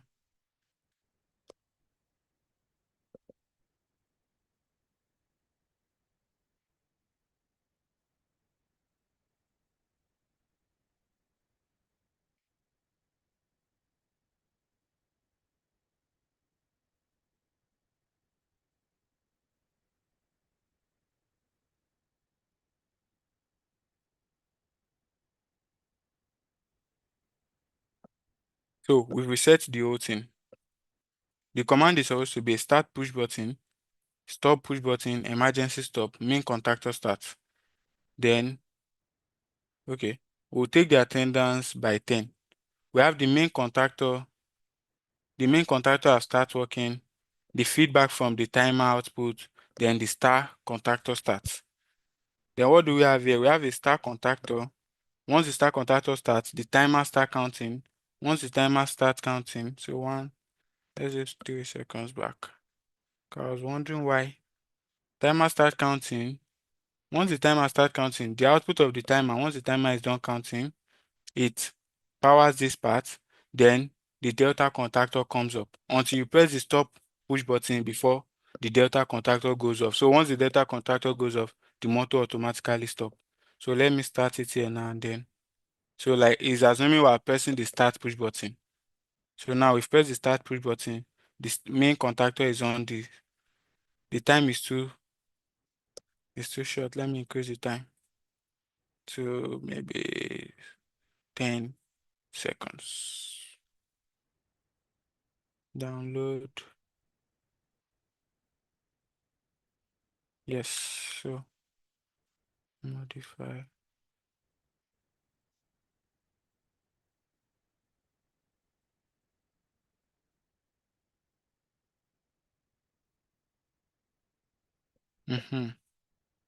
We'll do that latching stuff that I talked about before. I want us to do it so we'd understand why. So now let's start again. So by putting the start push button, we've started the operation. The main contactor is on. Your start contactor is on. Your timer is counting. So no, the code has not been dropped. Your timer is counting. After the timer counts, the timer is done counting. Look at what happens. The start contactor has been stopped. Your delta contactor now start working. So in this situation now, you don't need all those cumbersome wiring, cabling, and all of that. What you just do is, from here now, you just take two outputs. Your main, three outputs, your main contactor, start contactor, and then your delta contactor. Those are the outputs you take. So once you take those out, you wire it to the A1. So the PLC does the whole integration and calculation. So let's do the latching for this point that someone mentioned. Who mentioned the latching? Hmm,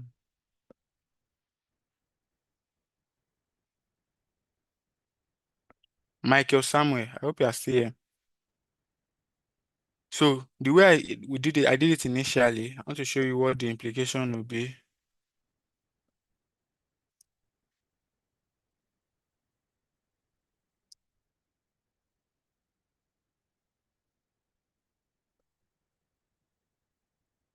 Yes, okay.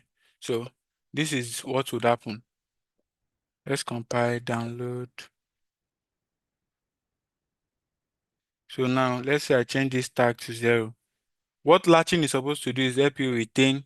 It's just like instead of using set reset, latching help you retain signal until the other command to reset the signal is sent. So in this situation, hold on. Yes. So now this is 0. It is latching it already. There is power because the main contactor is on. It will do the latching job. But now let's say you want to reset it. So what is supposed to reset is supposed to be this this point 2. You modify this to 0, it won't work. It won't reset it. So this is where the position of the latching is supposed to be behind your stop push button and emergency push button. So let's see what the difference will be now when we download. So it's working now. Now let's modify this to 1. What happened? It stops automatically. So the stop button is acting as stop and then the start. But if you put it in front here, what happens is even if we press the stop button and the emergency button, it will act as a bypass line. So just keep sending power to this automatically. So that is why we have to put it behind here. And then for the off delay timer, because someone was asking that question also, let me use an off delay timer here so you see what an off delay timer will do in place of on delay. This is the off delay timer.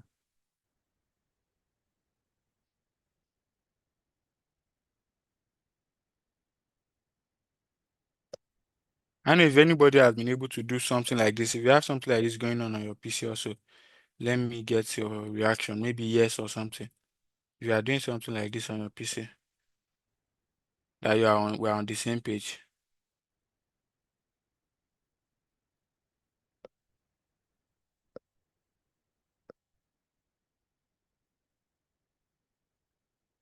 Michael Samuel, are you also working on it? So let's say we are using 7 seconds. I just want to show us how the off delay would work.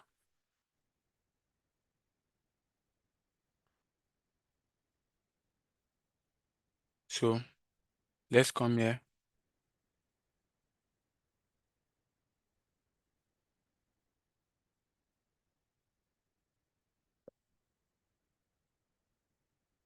Okay. Yeah, you need to change the bit to memory so you'll be able to modify. Yeah, that works. So let's modify this to 1. So once you modify this to 1, look at what happened. This comes on. Then why we are not using on delay or off delay? This is the major reason why. What off delay does is it sends signal even when the time is not complete. So what it does is it sends signal. Let me increase this time so you see by instead of this long explanation.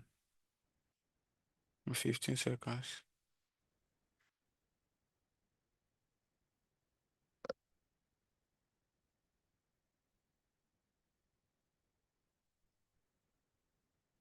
Let me reset this guy.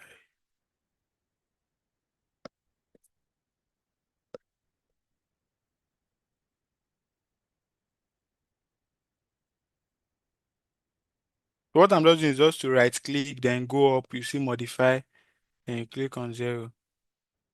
Then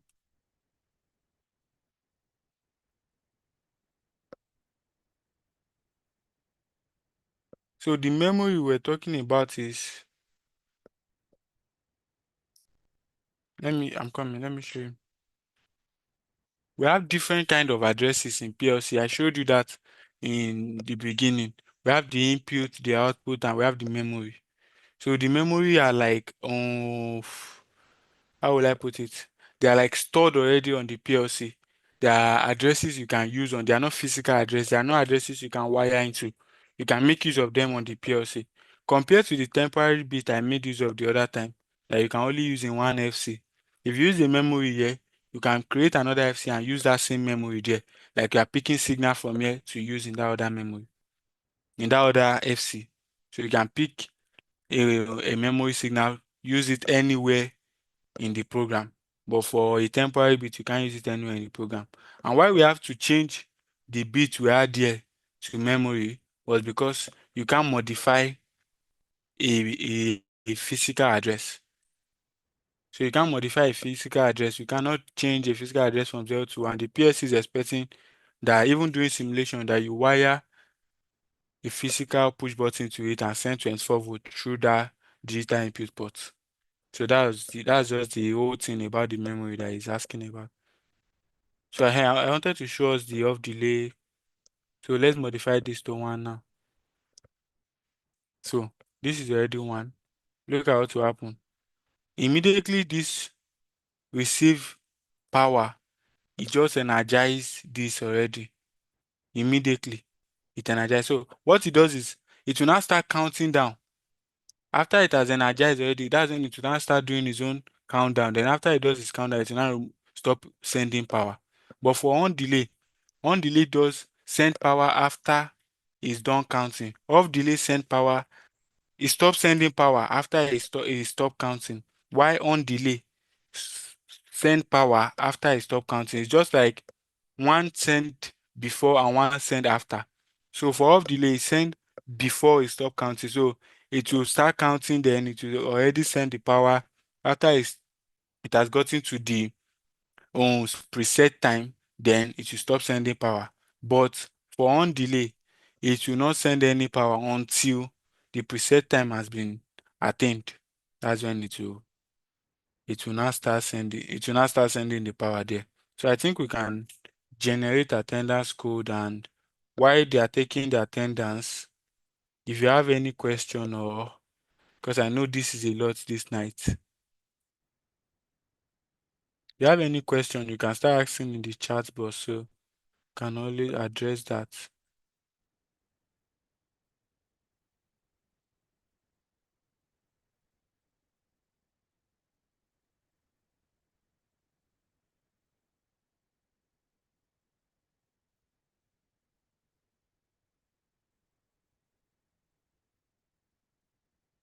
So hold on, please. I want to get the attendance code. The question is quite skeptical, because once the simulation works correctly, does not automatically mean it will work on the PLC directly. because there are other criteria that, oh, the simulation is okay. Collins, I would unmute you soon. Let me just get the what's this thing called?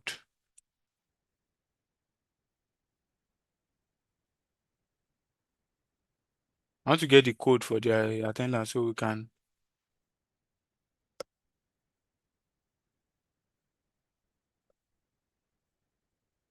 So I'll be writing the code in the chat box now. BQ4.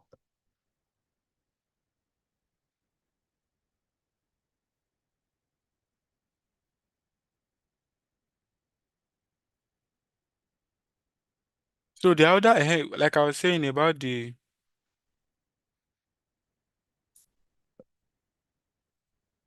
like I was saying about the, oh, I don't think that code won't work. Hold on, please. Say that code has expired. Hold on, no. I know before people start coming for me that the code is not working, the code. I've gotten the right code. So 6x5p. So this is the right code.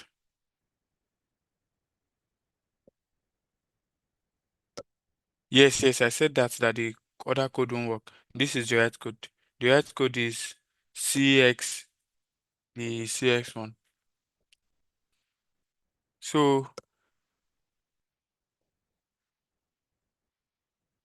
for the person asking about the simulation, it's not that it will not work. Oh. The simulation will work, and sometimes after you download to a physical PLC, it will not work. Why? Because there are some conditions that are happening physically that the simulation is not taking in place. You might download to the PLC and it might be that the wire for the push button is not connected properly, and you press start command, you will not receive signal. You'll be thinking that maybe it's your program.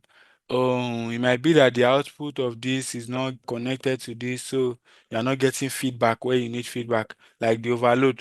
They might connect the overload to normally close where it's not, all those kind of situations might occur, and you think, okay, but mostly what the simulation help you do is to vet your program to know that, okay, this should work. You are not 100% sure that, okay, but once you simulate, that means it will work. No, there are other criteria that you have to consider. There are other things that would happen that you look out for. Exactly. So, so I told someone that we'll be using MPCB. If you want to add overload, please go for YouTube, guys. Yeah, it will be pasted soon for YouTube. So if you want to add for the overload, you just do the same thing. The way we added the stop push button emergency, just normally close, come up here, overload. We already created name for it before. Just the same process, then you download.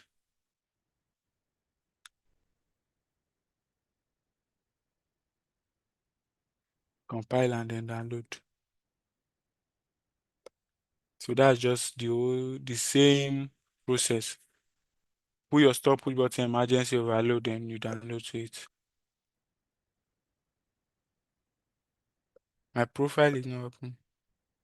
Just have a look. No, go ahead, Collins. I think so we can just wrap it up. What's the question, Collins?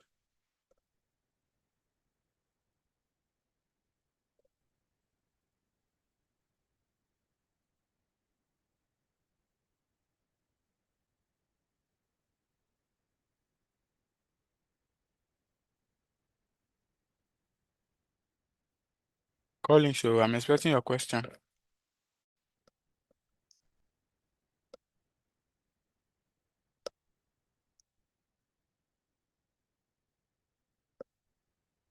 Okay, you want to talk. Oh, I think I get. Let me stop sharing the screen there.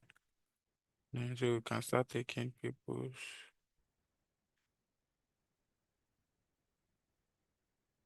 Please raise your hand if you want to talk. Why do you latch on the timer side? So why I did latch on the timer side is because for on delay, on delay timer, it need continuous um signal for operation compared to off delay. If it's off delay, just one short signal would make it operate. But on delay, if you remove the signal, even if the counting operation has started, if it's counting already, once the signal goes off, it will go off. And since we are using the signal to on delta contactor, and once delta contactor on, we want star contactor to go off. There are better ways to do this. I just want to make this simple as possible. So moving forward, we'll be doing more complex one. So we'll be doing more complex one. Doing this lashing, I don't get it well. Let me open it again.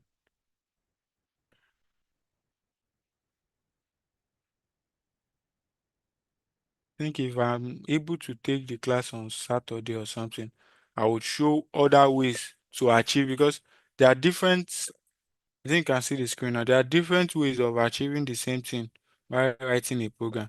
This latching, I can decide I'm not latching, I'll use set reset, and it will still do the same thing. So the aim is to make your program as neat as possible, less line of program, readable to the operator and everybody. Readable to the operator and not just cumbersome. So that's the goal. It should be inside. I don't know why it is like this, but it should be inside.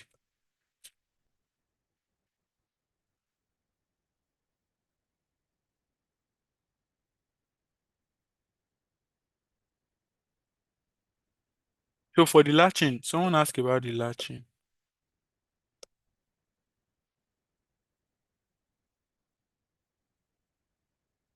Why do you not interlock the delta side?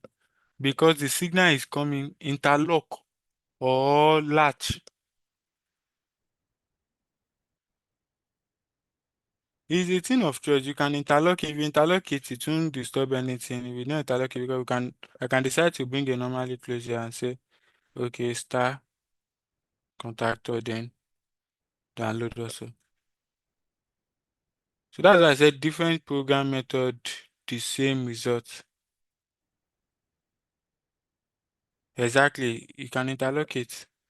The thing also, even the one we put at the delta side, you can decide not to put it there and just use your timer output to interlock it. It will still do the same thing. How did you give the condition when main conductor is on, star should follow? So it's not like I gave the condition. What I just did is to pick the main contactor coil. So this is like the main contactor coil. I brought it here to use it as a start command for the start contactor. So it's not like I gave a condition. So you just use it. So yeah, I can as well change this one to a push button. If I use a push button, that means the start contactor will not come on. It's after I press the push button, start contactor will come on. So it's just the flow of program. So is that all the questions? So I think people, we've been able to mark attendance. Let me check on people on YouTube.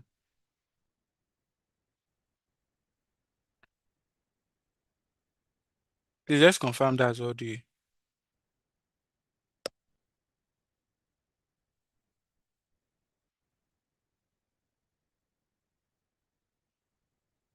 memory bricks is not working at my end. Why? I said where the start contactor is stuck. There is a need for hardware. You said considering a situation where the please help me to.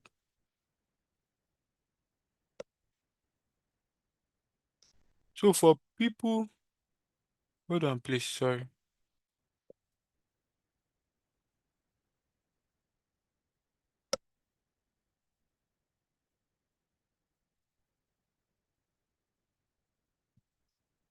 I think we have the attendance code on YouTube already. That was what I want to make sure. So someone said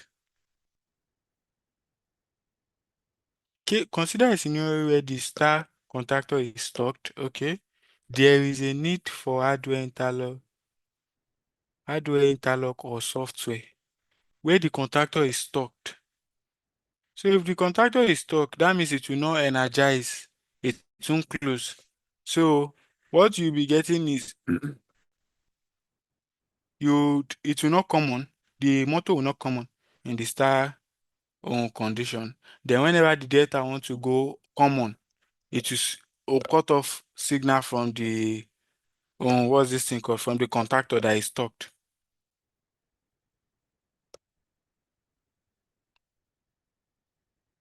Think this question, I don't get the question clearly. I didn't get it. So you are saying if the contactor is stocked, do you mean it's not energizing? Like maybe it is damaged,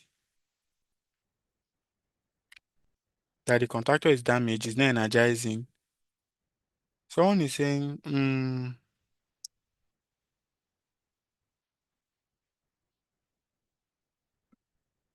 please consider a scenario where is that what I'm looking at?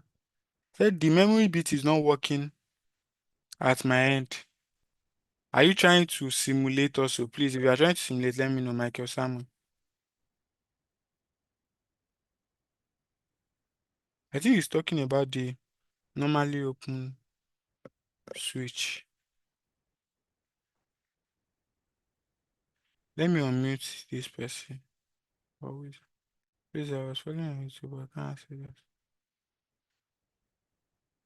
The attendant code has been posted so you can explain. Yeah, that one to do, so we'll hear from him. Please raise your hand. What's this person's name?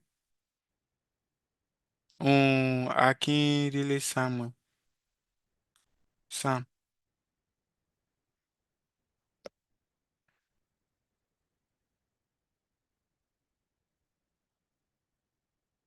So I've asked you to unmute. Please unmute.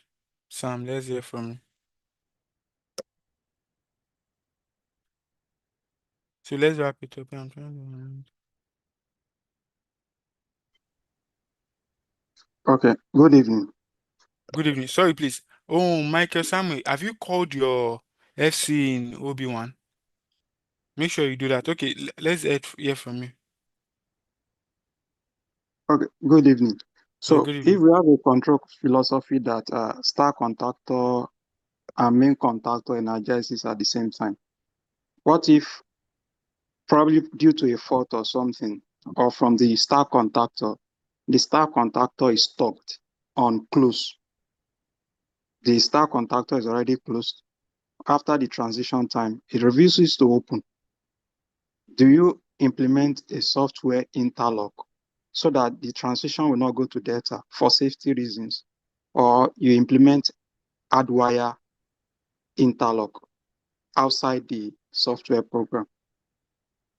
Okay, Thank so you. what you're saying is after the power 24 volt has been removed from the contactor for the star connection, it refuses to open. It's not opening back, if I get it correctly. So in that situation, that's a mechanical error, not electrically related. So the contactor is bad already. So it's staying at the clamping state. It's not opening back. So what I feel you should do in that situation is you don't, because if you are trying to solve that problem, you cannot interlocking it hardware. Using hardware interlock won't work for it. So the only thing you can do is, okay, you monitor, then because once you are switching from star to delta, there will be a change in sound and all of that. So if you are monitoring and you notice the change in sound, or you didn't get the notice in change in sound, you can then check it, or you hear a clapping sound. And also you can even do, but you won't get a feedback. That's the problem. You won't get a feedback. That kind of situation is rare. I've not had the experience, so I don't know if someone have had the experience. But so you would always have to go to their own contactor manually and then do something to it. Press emergency or something. Olugua Caleb, sorry. Let's hear from you.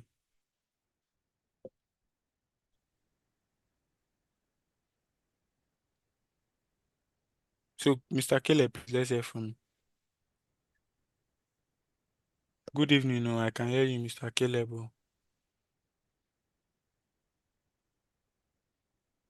So people on YouTube should also confirm that they can see the attendance code now. So no. Mr. Caleb, you are muted now. Maybe. So is there any other person that want to ask any question? So we can call it a day. I don't think Mr. Caleb is still with us.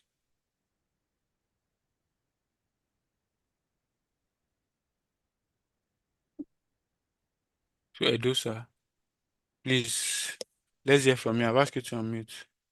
Mr. Caleb is not ready. Hello, Mr. Liko, good evening, sir. Yeah, good evening, boss.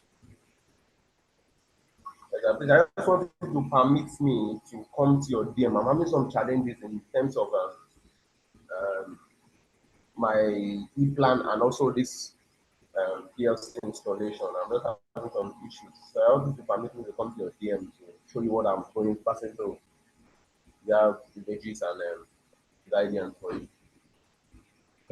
I think for that it won't be an issue, but we would fix a time. Maybe you can message me, then we'll fix a time because my schedule is kind of tight.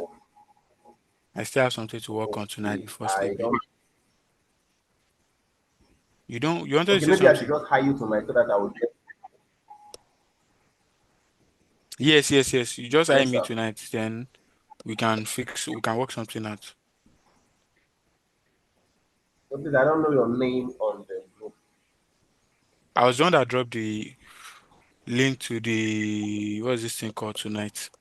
Don't worry, I would find a way to just highlight my name. I'll put Olamide on that I'm just sent Okay, that tonight so would you be can better, just sir. see That would it. be better. Do you Thank get you so that? much.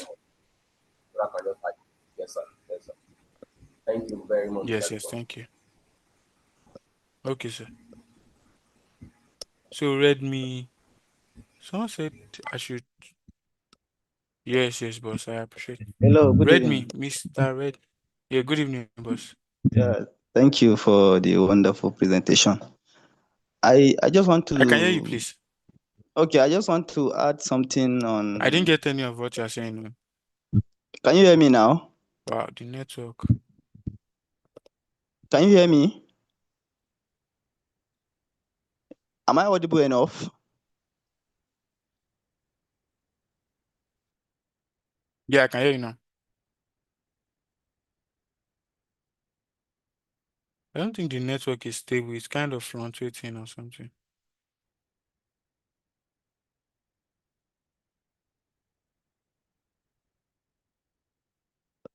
Sorry, but I don't think I can hear you. Yeah.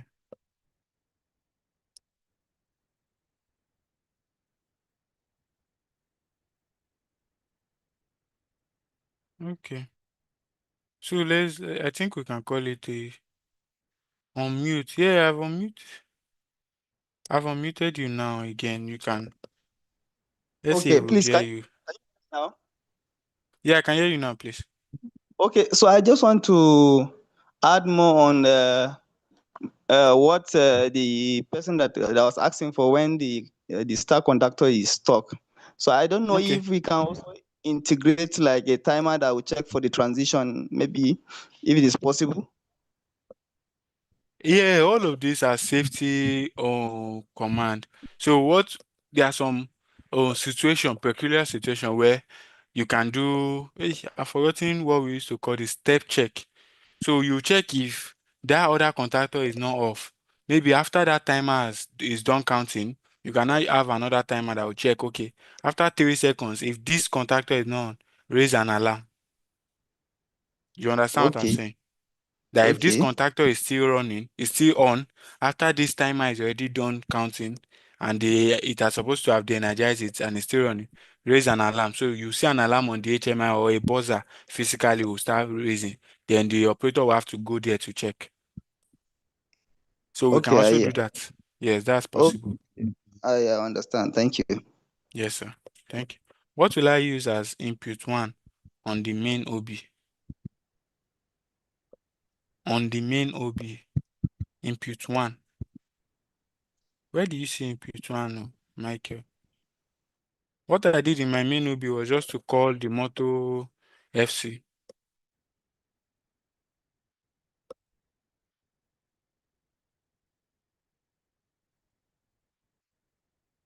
I think we're good, so we can call it a night, I think. So people on YouTube, so it does not seem like we're exempting them. If you have any question, you can ask now. If not, I think we're all good and we can call it a night.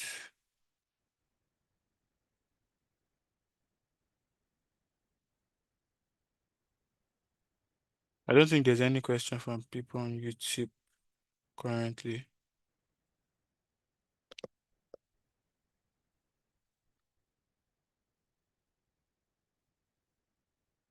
So thank you all for... Okay, Michael, Simon wants to talk. Please, last person we're taking for tonight. Michael? Okay, good evening, sir.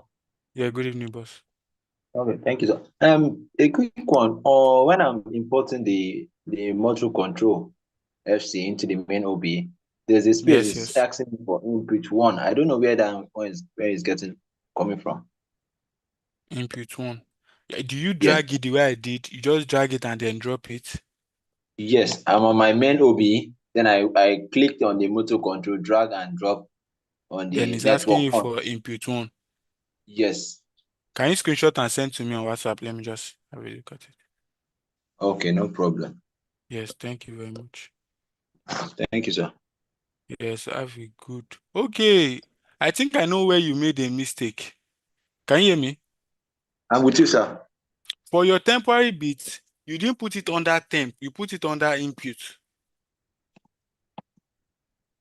But just Okay. still send the screenshot. We'll work on it together. Please make it Okay, sir. snappy so that before I switch to other stuff. So thank you all for joining tonight. I will be leaving and the host will end the live afterwards. Thank you. Good night.